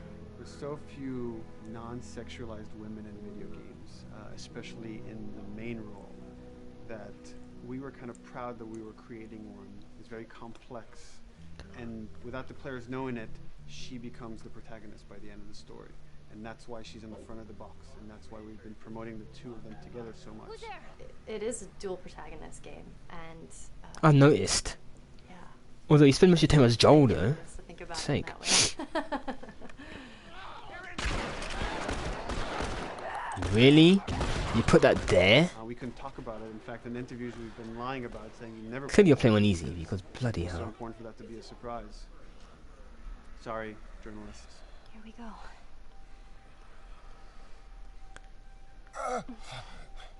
Sorry. Hold on. That's it. The tone of the game was set pretty early on that we knew that we wanted to A make a rug. really grounded story. We knew that we wanted to make the player feel the sense of tension and dread and go through the same emotional roller coaster that Joel and Ellie were going through. One of the things we kind of struggled with is to say, well, if we want to really ground this world and make it so like realistic, maybe we shouldn't have anything that could be perceived as a monster. Maybe like by just having an infection that just killed people, and it's all about humans and how they deal with this post-apocalyptic society. Oh, look, it's The Division. And how different people decide to survive. Maybe that would be enough. What we realize is because we're making an action game, a lot of the storytelling happens on the joystick. And once we remove the infected, it's like all of a sudden now we can't tell the story through gameplay of what happened to the world. And that's where we kind of went back and kind of brought the infected back in, because it lets you see, once you're fighting them, the threat that people had to deal with, that otherwise would just be very cerebral and people could talk about it, but you couldn't necessarily experience it yourself. In a novel that might work, in a game Yeah, for definitely us, playing on easy. specifically an God's action sake. game, it won't work. And from there, when we start kicking around those ideas, and we're just like, what would be cool just to play? The early inception for it really came from a BBC video we saw called Planet Earth. Where Planet they were talking Earth! about a cordyceps fungus. This cordyceps fungus gets inside of the brain and controls these ants, and mandibles start chomping, they grow up to higher areas, cordyceps fungus sprouts out, and then it germinates. And essentially uses them to spread its infection and take over whole colonies, sometimes wiping them out. As soon as we saw it, we were intrigued by the idea of what if it jumped to humans? Yeah, forget that. That would be terrible. What Actually, that would be would atrocious. react? What would happen to society? Look at all the people at the beginning of the Trying to game. develop the look of the infected. We went through so many different iterations. Some that looked really alien and subhuman. Some Oh, that looked bloody hell, that would just annoy. essentially like zombies. And we couldn't find like Huh. an original place for them. But one of our artists Christ. just did this kind of photo mashup where he took a bunch of images of diseases or images of fungal overgrowth, and he kind of mashed it all together and he threw it on this person. It was a very iterative process, making sure that the fungus felt properly integrated, like it was part of the body, growing out of the body. And not just fungus growing in the head, but it's tearing the face apart, cleft down the middle, this gaping maw of a mouth with the crooked teeth. And it's in great agony as its humanity and its brain is still somewhat functioning. Maybe you still have some human cognitive abilities or thought process back here. This isn't some decaying corpse on the ground. This is a living thing that's coming after you in the world. The fungus is always the focal point. So you can see from a distance, oh, this guy's infected. I can tell straight away. In fungus, they have these beautiful saturated colors, and we really like that, conscious of this something so horrific that it's going to like stop at nothing. It's relentless force of death, and yet elements of it are beautiful. It's not just about gore. It's not just about everything about it being scary, because to us it's actually scarier when things on it are somewhat benign or somewhat beautiful. It was evident that we were onto something that was quite a bit different, and something that we hadn't really seen before, which was eerily human but very disturbing. And it seemed so creepy and so unique that right away we gravitated towards it, and it's like, this is our base infected, everything should kind of come out of this look.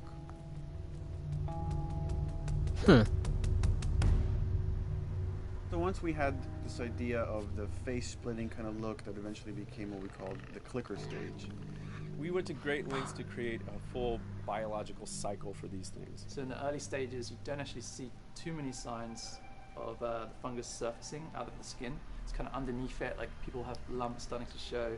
The eyes will be kind of cloudy or lopsided because the fungus kind of originates inside the head. Huh. That moves into the next phase, which is the clicking phase. And if they mess with the eyes, we end up saying, well, how do they get around? Oh, echolocation. And they use a form of echolocation to track down their enemies. Just like bats, or even some blind people can see by making a clicking sound, a sound that on its own wouldn't be very scary. And then to associate it with something that people in this world are very fearful of, so that as you're exploring an environment, all of a sudden you hear this click, and you're seeing everybody just get frightened, just everybody duck, everybody hushes.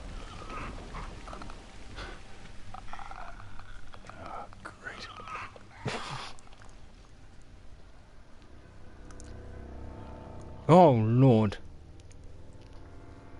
The bloater is the most severe of the stages. So large pieces of the body has been replaced by these kind of fungal plates. The fungus completely takes over the body and blooms. They're kind of covered in things that have been growing on them. Things like moss and like little life on life kind of. Oh, these things. What the fuck is that? When an infected feels like it's going to die, it finds like a dark corner and it becomes part of the environment. The human elements aren't there anymore. And then the body is gone. They lay down and sprout and then spew spores. And if people can breathe those spores, they become infected as well. It all has to kind of make sense of how each stage flowed from one to the other. And that's hopefully how we've created a world that you can kind of look through it and understand the science behind it and say, I could buy this, I could get into this. Most kept their arms and legs though, surprisingly. Mandatory evacuation.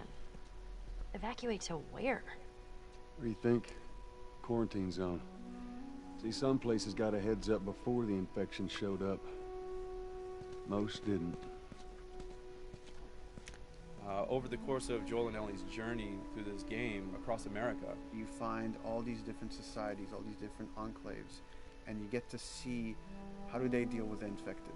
Without the manifestation of this infection, you can't have these people making those interesting choices.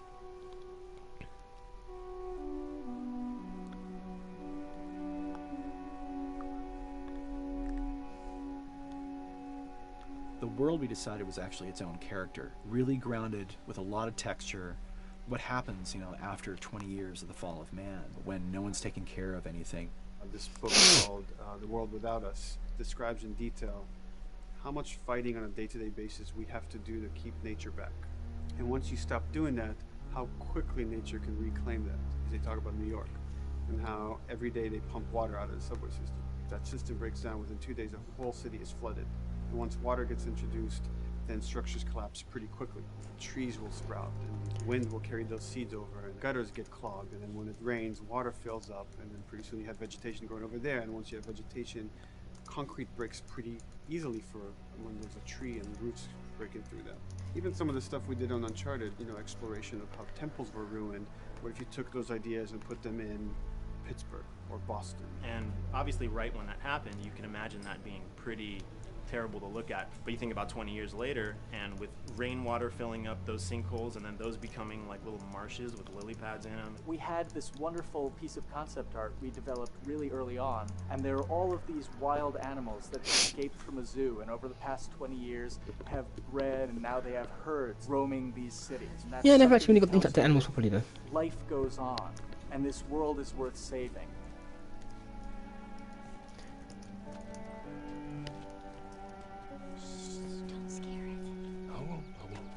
Rah! There's something really pretty about nature reclaiming its domain once we are gone. So fucking cool. We have another level of OCD of the logic goes into some of these environments. Water damage seeps into them, that creates a little moss growing on the floor, or a tree radiates energy from its base, and that over time starts to melt the snow around it. And that's the reason why you'd see those like rings of leaves showing through in the snow. That gives it that extra, you know, believability. This is pitch art I'll try to start with an idea that conveys sort of the feel of the environment. Something like this, very brushstrokey, very painterly. You can see not a lot of detail, just energy and conveying a mood, the conversation starter. And then this would be more of an actual space. So you start talking about, is this too tight of a space right here? Would the player even fit through there? Do we even want to include water? Those are conversations you start having a little bit later. And then it usually needs several more passes back and forth in order to be tightened up to be the experience that you would see in the final product. So, dude, I was actually trying to figure out right here, there should probably be some dead foliage. It might be cool to see some of the dead stuff around the edges of the green, or like even spilling out into the street. Maybe what we do is, in some of these areas, we use it as like a transition from the actual concrete to the side of the building, so like they're almost sitting on top of a bed of dead foliage, like that really rich kind of like orangey brown color. Sienna or something would be nice. Something real cheddary. That's how you know you're done. The end product often ends up being stronger because that bouncing back off somebody else gives you a result that maybe you wouldn't have even thought of in the first place. All right, here's the bridge. That's our way out of here. As far as concept art goes, definitely the ultimate goal is just helping everybody as much as possible. Me and the background artist will work together. I'll often just go to them because they've got like a really, really good like visual imagination. At some point, you came in almost like flat on. So that's kind of good because the bus station is right in your peripheral view, and you're probably going to enter the bus station. You're probably not going to get lost. But it doesn't at all utilize this cool architecture here, like the bus station sign. Like that's a really distinctive silhouette, and it's a really interesting sort of architectural detail. So we changed the entrance. Look at that. Another city, another abandoned quarantine zone. I think it's a better composition anyway. It's not so like symmetrical. And I think that was done so that this sign read better. If you didn't see the word bus on it, you might not know it's a bus station. So I think that helps. Everything we're doing in the environments is relating back to what you should be feeling in the story or what's happening to these characters. Was that everything you hoped for? Jury's still out. But man, can't deny that view. Come on, this way.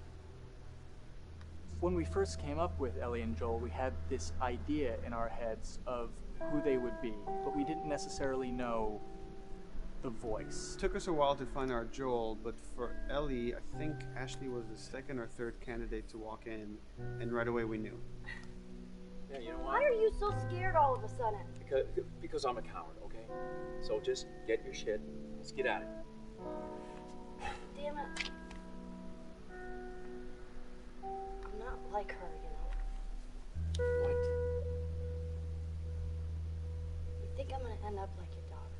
The way she delivered the lines, the way she just embodied that character, is like, that's Ellie, there's no question about it. I saw the character artwork and I related to her a lot. I mean, she's kind of a tomboy and she's kind of tough, and I mean, obviously I'm not 14, and I think that's the main difference between the two of us. I read the scenes and I was like, I need to play this part. You wanna be my hero? Forget the whole bit about saving my life. Buy me a stack of these bad boys instead. Where'd you get that? Back at Bill's. I mean, all this stuff was just lying around. Then once we had her, we said, okay, well, we're going to do another round, and we're going to have Ashley this time in the casting sessions. The chemistry of these two characters was imperative to get right. Troy was a really interesting casting for Joel, because when you see Troy, he doesn't look like Joel at all. You know, he's so handsome and he had like, you know, the frosty hair and totally looked like Final Fantasy. And so I'm like, yeah, I don't know. He's like this tall, pretty. It didn't seem right. I walked into the room fully aware that I was the youngest person that they were seeing for this role. There was a line that was in the audition side that says that Joel has few moral lines left to cross. And so that became the anchor point to the character. But then as soon as he spoke, and he had the grit in his voice. Warm, yet kind of dangerous. And his movement is just like, you bought into it. Why are you so scared all of a sudden? Because I'm a big coward, okay? Now pack up your shit and let's go. God damn it. I'm not her, you know. What? I think I'm gonna end up like your daughter. Lily, you are treading on some very thin ice right now. It was Ellie and Joel. After he read, it was just like that was it. I've done some video games in the past, but to be handed the mantle of a franchise like this was a pretty big honor. Is she alive? She's alive. She's David's newest pet. Ah! Where? In the town. She's in the town. You mark it on the map. It better be the same exact spot your buddy points to. Neil pulled me aside one day, and he said, I have some ideas. And as you're well aware, Neil is a little twisted.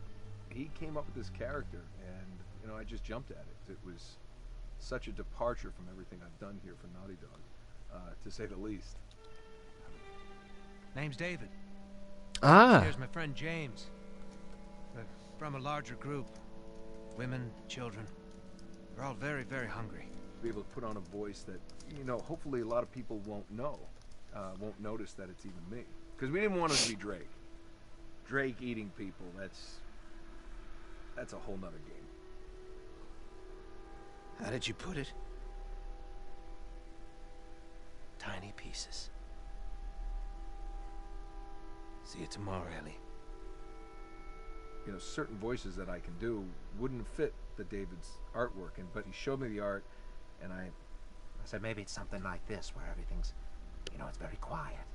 And just, you know, he's not really sure, and the voice can break a little. And he just looked and goes, yeah, that's it. So I'd love to tell you, we hashed it over and we talked. No, it just, I looked at the picture and I tried something. He said, yeah. A few weeks back, I sent a group of men out to a nearby town to look for food.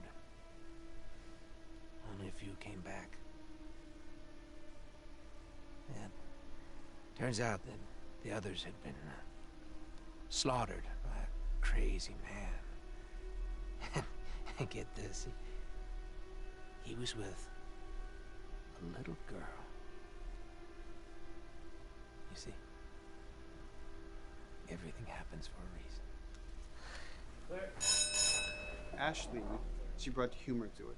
She just has some really great comedic timing. The way she reacts to the things around the world with a little bit of sarcasm, that teen kind of like trying to get a rise out of you. Now watch your step as you're going out, because it's going to be a little... It just brought a certain levity to the story that the story needed. We didn't even realize it needed it until she started doing some of that stuff. Oh, I'm sure your friend will be missing this tonight. Mm-hmm. It's light on the reading, but it's got some interesting photos.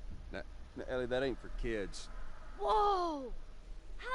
How the hell would he even walk around with that thing? Get rid of that. Well, hold your horses. I want to see what all the fuss is about.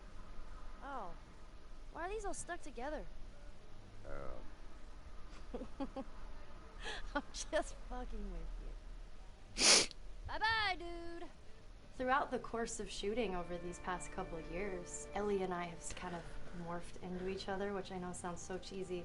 Neil always asks, he's like, well, what would you do in this situation? I think the most important thing that Ashley brought is a sense of capability to Ellie's character that wasn't there in the beginning. The very first thing we shot involved her being pulled out of a car and attacked, and Joel is supposed to go save her. It was written that Ellie sort of was just kind of watching on the side, just waiting till he was done, and I was a little frustrated because I was like, well, if this were real life, I would do something. We did a couple takes, and at some point she walked up to me and she said, I feel like I'd hit him.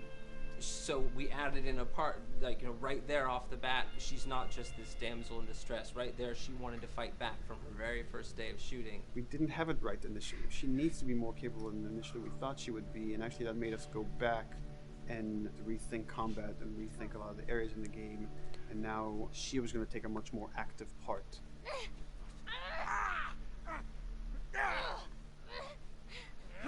Anything that requires, you know, a lot of body movement, we do with the actors on the mocap stage, and we try as much as possible to use our actual principal actors, use their body motion as well as their voice. We capture it all at once there on the stage. Having the actors perform as well as being recorded at the same time was imperative to get an accurate performance. Because every time you split up the performance in any way, you lose some of that magic where they did a gesture or they delivered a line a certain way.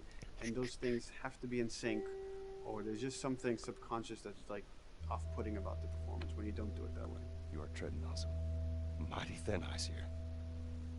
I'm sorry about your daughter, Joel, but I have lost people too. You have no idea what loss is. Everyone I have cared for has either died or left me. Everyone fucking except for you. So don't tell me that I would be safer with someone else, because the truth is I would just be more scared. It gives you the most authentic, most realistic performance, because you're actually there, not just making your own choices, but making your own choices based on the other people that are involved in that scene. So you get this truly natural approach to things, and it shows up. It's like theater in the round. You can do anything from any angle, and the smallest, most subtle thing we'll be able to pick up. There's no place to hide.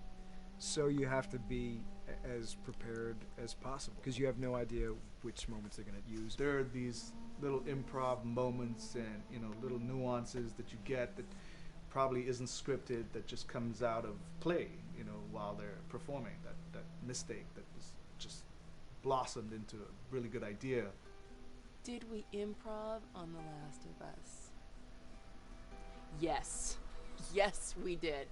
Doing this was a whole lot like being 5, playing in the backyard with a stick, you know, and this is my machine gun, and you know, and a pine cone is my hand grenade. It's all your imagination.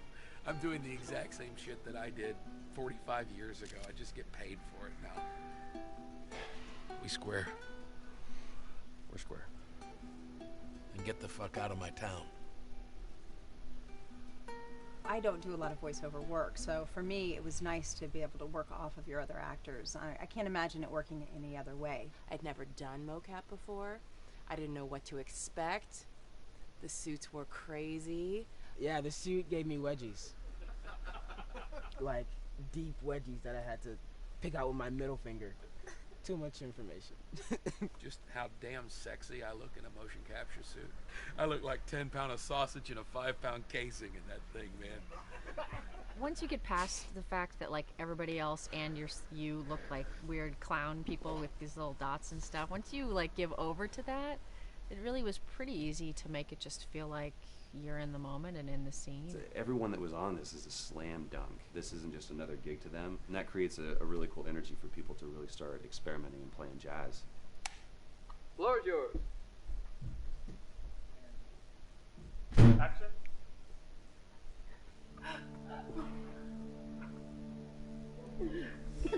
Hey! Oh, let her go! Don't worry, this is fixable. But I can't come with you. Well, then I'm staying. Ellie, I want Joel to watch over her. Oh, no. Oh, shit, I have Ellie. no with him. Just take her to the North Tunnel and wait for me there. Jesus Christ. Just cargo, Joel. How do you know them? You know, we craft the scene out until it has a good feel, and then we pass it off to animation to clean it up. Real life motions don't necessarily always translate into gameplay. There's something that's usually missing, so we have to, you know, maybe enhance the gesture or enhance the shoulder movements or a breath that you want to be able to feel, but you don't really see it, so you can't really feel it unless you see it. Is everything all right? Yeah, everything's fine. I could have them lean in here a little bit more, like this, take his hand down. When they're on stage, they don't necessarily have windows, you know, so that weight of like really pushing and leaning in, that's something that we would have to accentuate. You know, give him a little bit more weight on that turn, or put his head down a little bit more. There's a lot of dialogue that gets said between the two characters. We have to bring that alive through animation, and we have what we're using as gestures. Why would they mow down all these people? Can't let everyone in. If you turned off the sound, you'd know that they were talking to each other, and that really helps accentuate the relationship that the two have together. We have certain animations that play in the beginning of the game on Ellie. She's traveling with Joel, who she doesn't really know. There's a lot of gestures to make her look nervous, just her overall stance. Later on in the game, they develop a relationship through the animation, not just the dialogue. You can see that she's more comfortable around him. If that reads well with the player, then, you know, we're doing our job.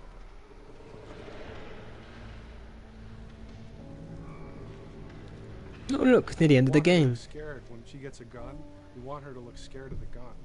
See, if she's gonna aim, she wouldn't be like super trained aim. She would be more like some scared.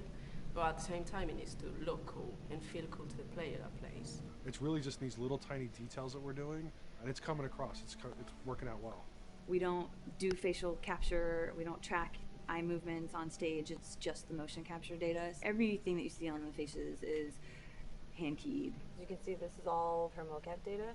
And so when I'm doing something like this, I go back and forth to the performance that she was giving, and I watch just this section over and over and over again. So this is our default face, where I can make everything super extreme and make her all squinty and angry, turn her frown down. I can open her mouth, stick her tongue out.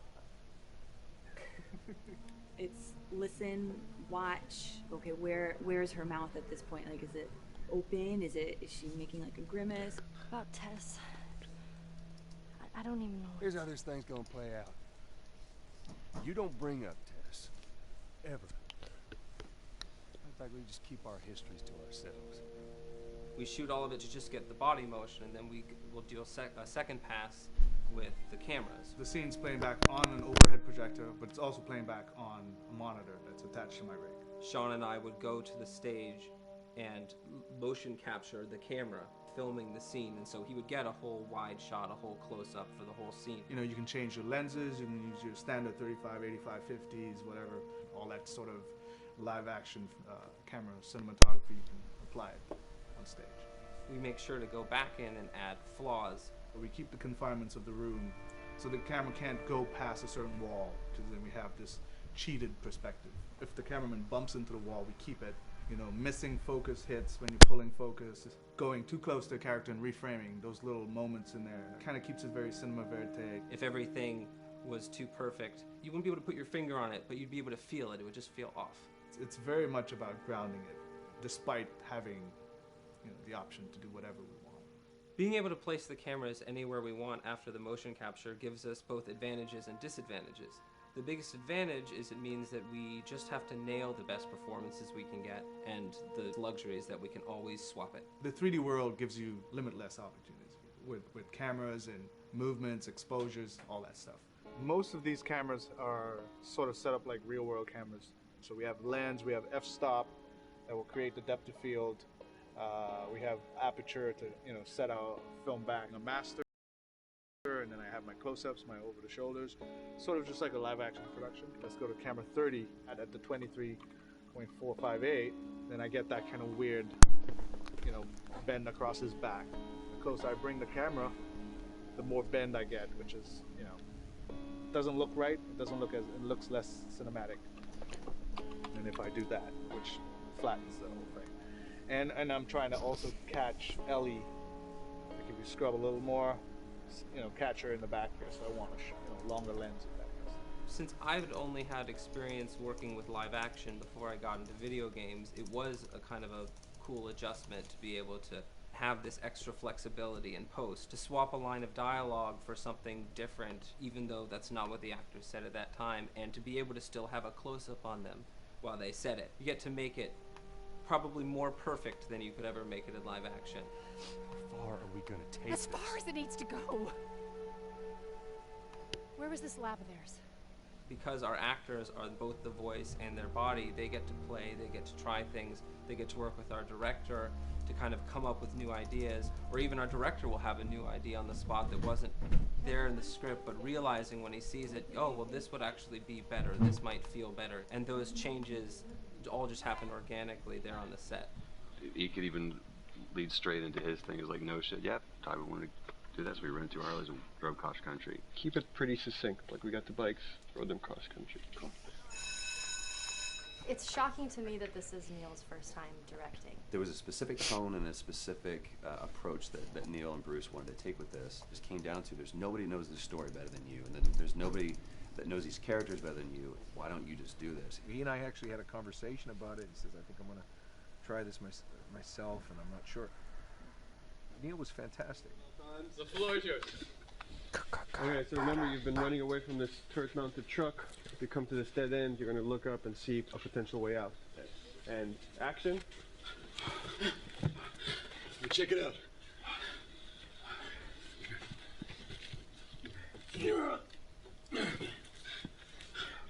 I mean, his writing is honest, and it's dangerous, and it's natural. And I love his economy of words. He doesn't hit everything on the nose, so it leaves it open for you to interpret and bring some nuances and things like that. The entire process is collaborative, but really it's led by Neil's willingness to change and flow and decide something doesn't work, you know, fix it right there in the moment. And it is something that's very foreign to the way that TV and film is done now, where everything has been micromanaged by the time you get it to the table read, and no one wants you to change anything, and everything's very precious and has been rewritten with notes from 20 people in suits, and you can't do that just anywhere in entertainment these days. Yeah, I want to make sure. I think I swung too far over to this way, and now it's a little bit of making jokes about it, and I need to bring it back to center. There's one scene in the game where we see Joel not as a ruthless survivor, but as a father. I knew from the very beginning that he was going to lose his daughter, and I just told Neil, it's like, when that day comes for us to shoot that, I need a heads up. About a week before, he said, it's time, we're going to do that scene.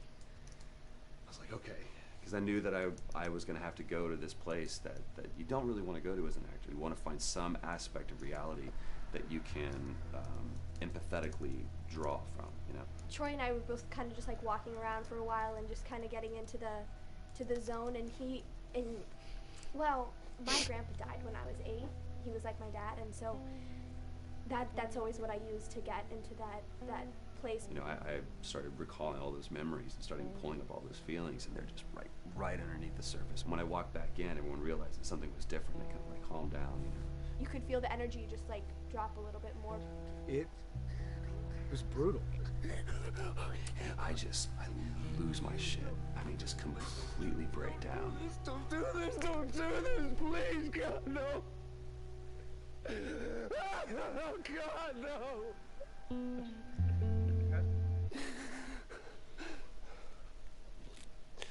The soundstage was deathly still.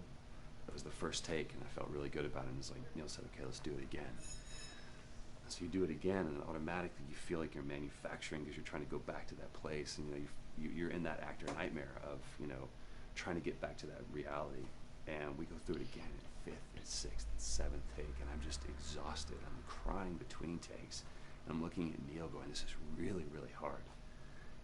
And finally, after like the 8th or 9th take, he said, all right, I think we got it. I was like, oh, thank God. And I went outside, and I was just jacked up for the rest of the day. Just I mean, a wreck emotionally.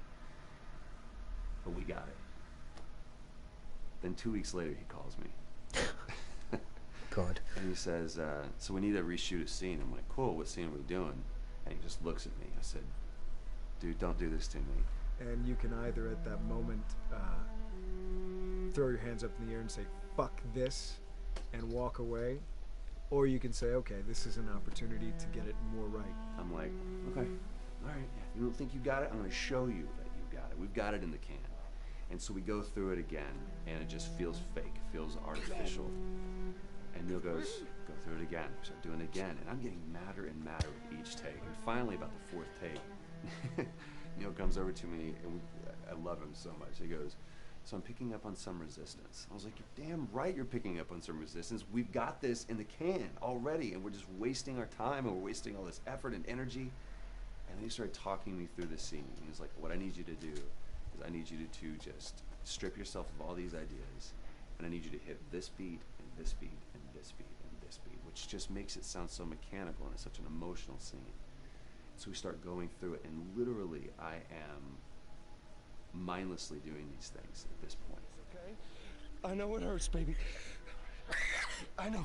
So I'm gonna lift you up. I'm gonna lift you up. I'm gonna get you over here. Come on, baby. Come on, work with me, please. God, baby.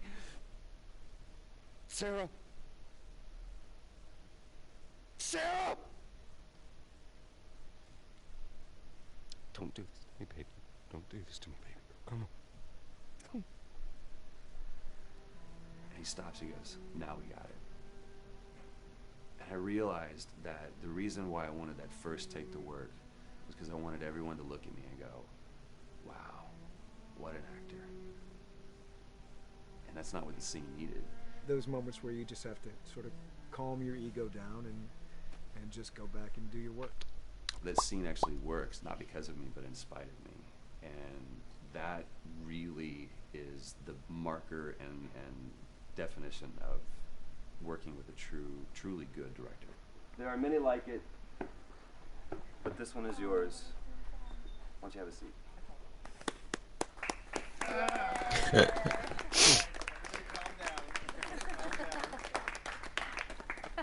Thanks, guys. Director's chair. Working on the project, we knew we wanted to have a pretty minimalist soundtrack. And we had a folder where we just throw music in there. Looked at the folder one day and we saw, we have a lot of stuff here from Gustavo Santaolalla. We're looking for a composer. What if we reached out to him? Oh, no. Sarah. Move your hands, baby. I know, baby, I know. Listen to me, I know this one. You're gonna be okay, baby. Stay with me. I want to pick you up. I know, baby, I know. Come on, baby, please. I know, baby, I know. Sarah. Baby.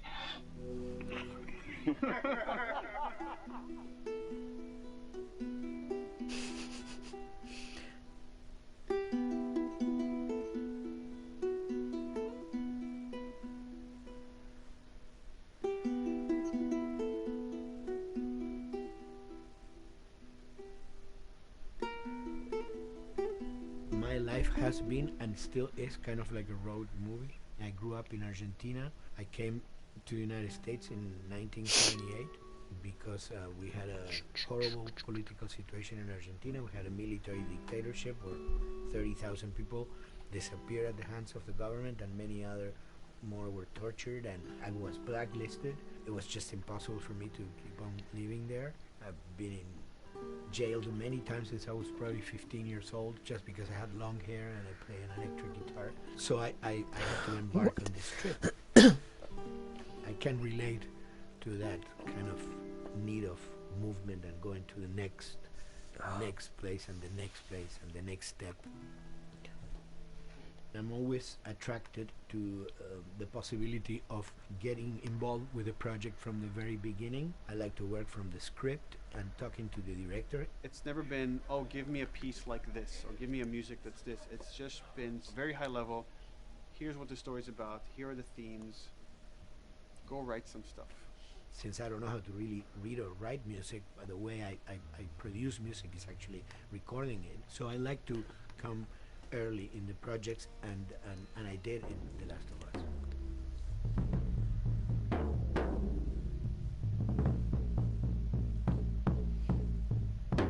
One thing that was fantastic from the very, very beginning was the freedom that I had to try and to do whatever I felt could work, you know? As the story was still being written, you could listen to this piece of music and just get a sense of where this needs to go tonally, because the music was still inspiring the story. So that was the great thing of having the music written so far in advance. And at the beginning, I mean, I was going really out with some things, and sometimes some of those things were the ones that they liked the most, you know? So I really felt very motivated to work, and I enjoyed immensely working. It was this very organic back and forth experience where one element was inspiring the other and vice versa. I needed to go into some more dark places, more textural and not necessarily melodic.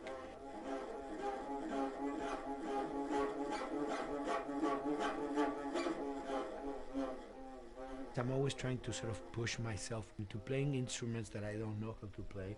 There's an element of danger and innocence.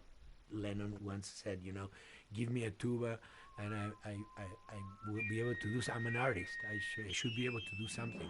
I like to put myself in that situation.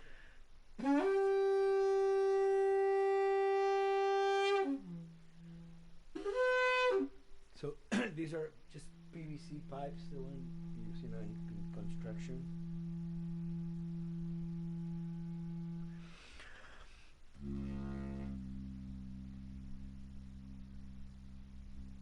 Or instruments that I know, kind of twist them from the concept of the prepared piano. You know, I mean, I've worked with prepared guitar to stick things into the guitar and things like that. And also in The Last of Us in particular, I work with the detuned guitars. I really tune the guitar extremely low, and the result is, you know, strings that are very loose and will produce not only sound but produce noise. Because I believe, you know, every environment has its own sound. We have in our, you know, small studio, we have actually the possibility to record almost anywhere, including the bathroom, and we have done some fabulous recording, especially in the kitchen. When you score to picture, which is something that I don't do, then you know what you're going to expect. But when you provide people with music, like I've done in all the films that I've done, and then you see how the director decided to use that, you know, in what particular way he uses it or where they edit it. It's always fascinating to me. I watch a scene and I'm going, you know, it's fantastic how they use this piece. I would have never, of all the music that I've done, probably I would have never used this piece there, but it works, you know, great. So I like that feeling of collaboration.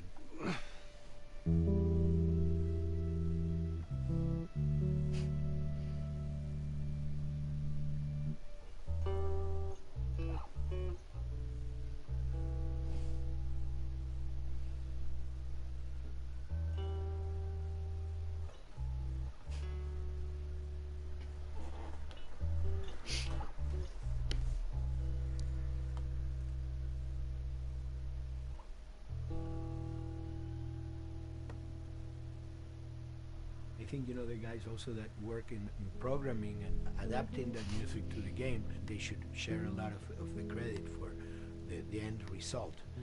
In the beginning, there was silence. Yes. And they hired sound designers. And they regretted that decision.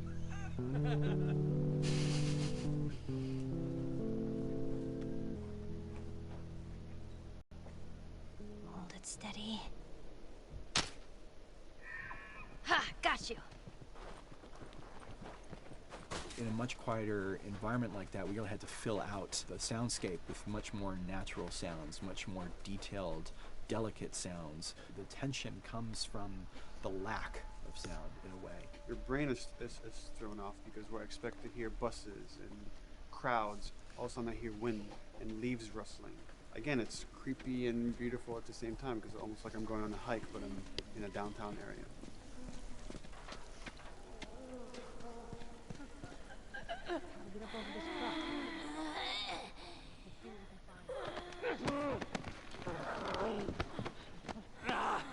So Neil, I mean, we were going through the iterations, so he just did not want, like, yells and screeches and what he called, like, you know, kind of witchy qualities, the cackling witch. He didn't want anything like that. It was a little bit of a head scratcher to figure out, okay, how do we make it sound human but not human? Yeah.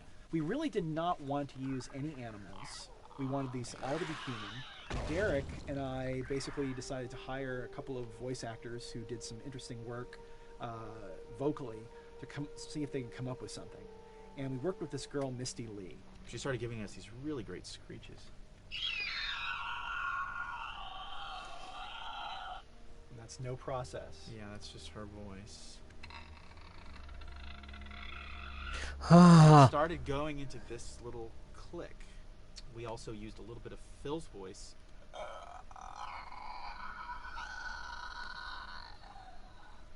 We combined that also with an occasional that's just me, you know, moving my tongue. And what that kind of did was it sort of grounded it all, like maybe in the mouth area, the wetness, all that kind of stuff. And it adds a nice texture, actually. This is a composite of all the bits I just told you about.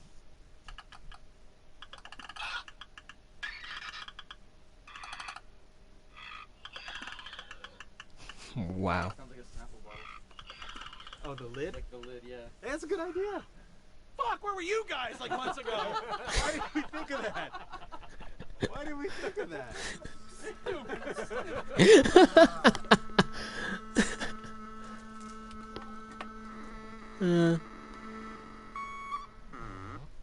Viewers at home, you're probably wondering what this is.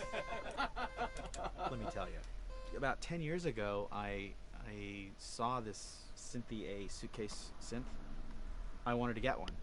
This finally arrived in January, just in time to start using. I thought, well, what can I do with this?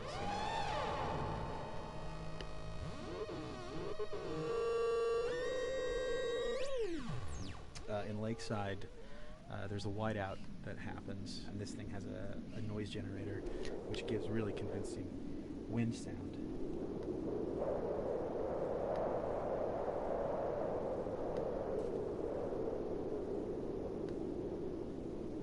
The military still has technology. There's sirens and alarms, so I wanted to try some new concepts.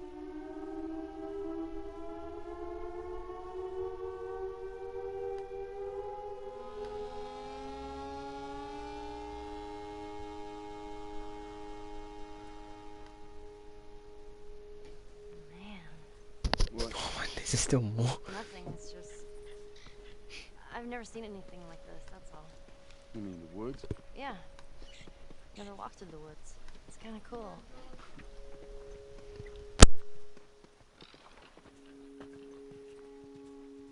We consciously take in consideration lighting in the beginning. Most of the game, we don't really have any real man-made light sources, so everything is naturally lit. In the past, we could use a lot of artificial light, but in a world that has no electricity. We have to hide most of the time, and that requires getting very close to certain assets.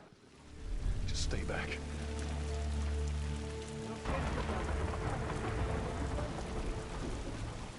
Otherwise, Detail's expensive, and if you build up too much of it, you end up running into technical problems, right? Your engine slows down. When the frame rate goes down, everyone can bring up the profiling tools and see which parts of the frame actually cause the drop of the frame rate. this is the profiling tool. These are all the SPUs. Here's the GPU, and then here's the PPU. You can see like here's the main process and here's all the sub processes, and you can see tells you like how many milliseconds and cycles it's taking. The programmers are whiz at modifying this stuff and realizing, oh my god, why is this thing so big? We're taking 10 milliseconds on this thing. And then that's when they come over and find somebody and hit them over the head with a club and be like, why are you doing this? I love, we put the 30 frames per second goal because that's what we shoot for. Someone nicely put the 60 frames per second goal. It's like, yeah, we're not going to hit that. Lighters usually can come up with different lighting setup that still looks great, but is less costly in terms of performance. Did you talk to the character artist about her hand? So her face is getting a lot of spec, but then her arm is just like bone dry. You think something like tweaking shader? We'll have to send back to character team Michael to take a look. I can play with the lights and see if that creates more like spec. Yeah. I've never ever focused so much on lighting and how much sensitivity there is to that here. One of the first lighting scenarios I had to do was like 7 a.m. like overcast, and I'd like wake up early and like take photos with my phone. What color are the shadows? What color is the light? It is a master's course unto itself of how to deal with ambient lighting because I've never had to use it so much. Man, this is kind of sad. What is? All this music that's just sitting here. No one's around to listen to it.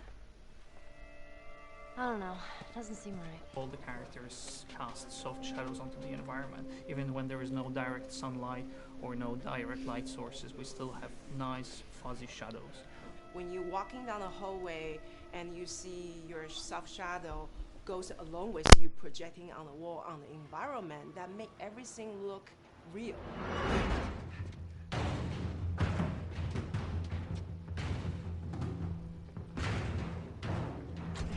Follow me through here. Okay. The flashlight brought a whole new spin on it. So some of the environments end up being really, really dark, and you need the flashlight to get around. Give me your hand. We want to have the environment be really dark, but also at the same time have colorful surfaces that are sort of hidden, so when a flashlight hits one of those, it bounces off onto the ceiling. If you shine a light on a red wall, it will bounce the red lighting of the whole environment. And it's very difficult to do, very expensive, but we did it. Everything should have a bounce lighting. Otherwise, the world is gonna feel dry and unrealistic.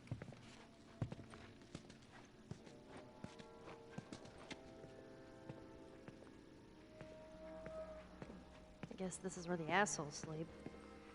I mean, slept. This engine is really driven in a way towards a very high level of cinematic control over each frame. And hopefully, if we achieve our goal, you'll see it is beautiful. There are these truly beautiful moments amid all this chaos and destruction. Yeah, once we're done with this whole thing, I'm gonna teach you how to play guitar.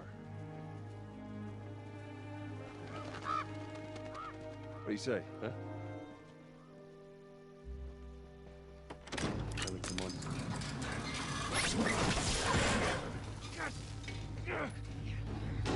I got you. Damn it, Bill.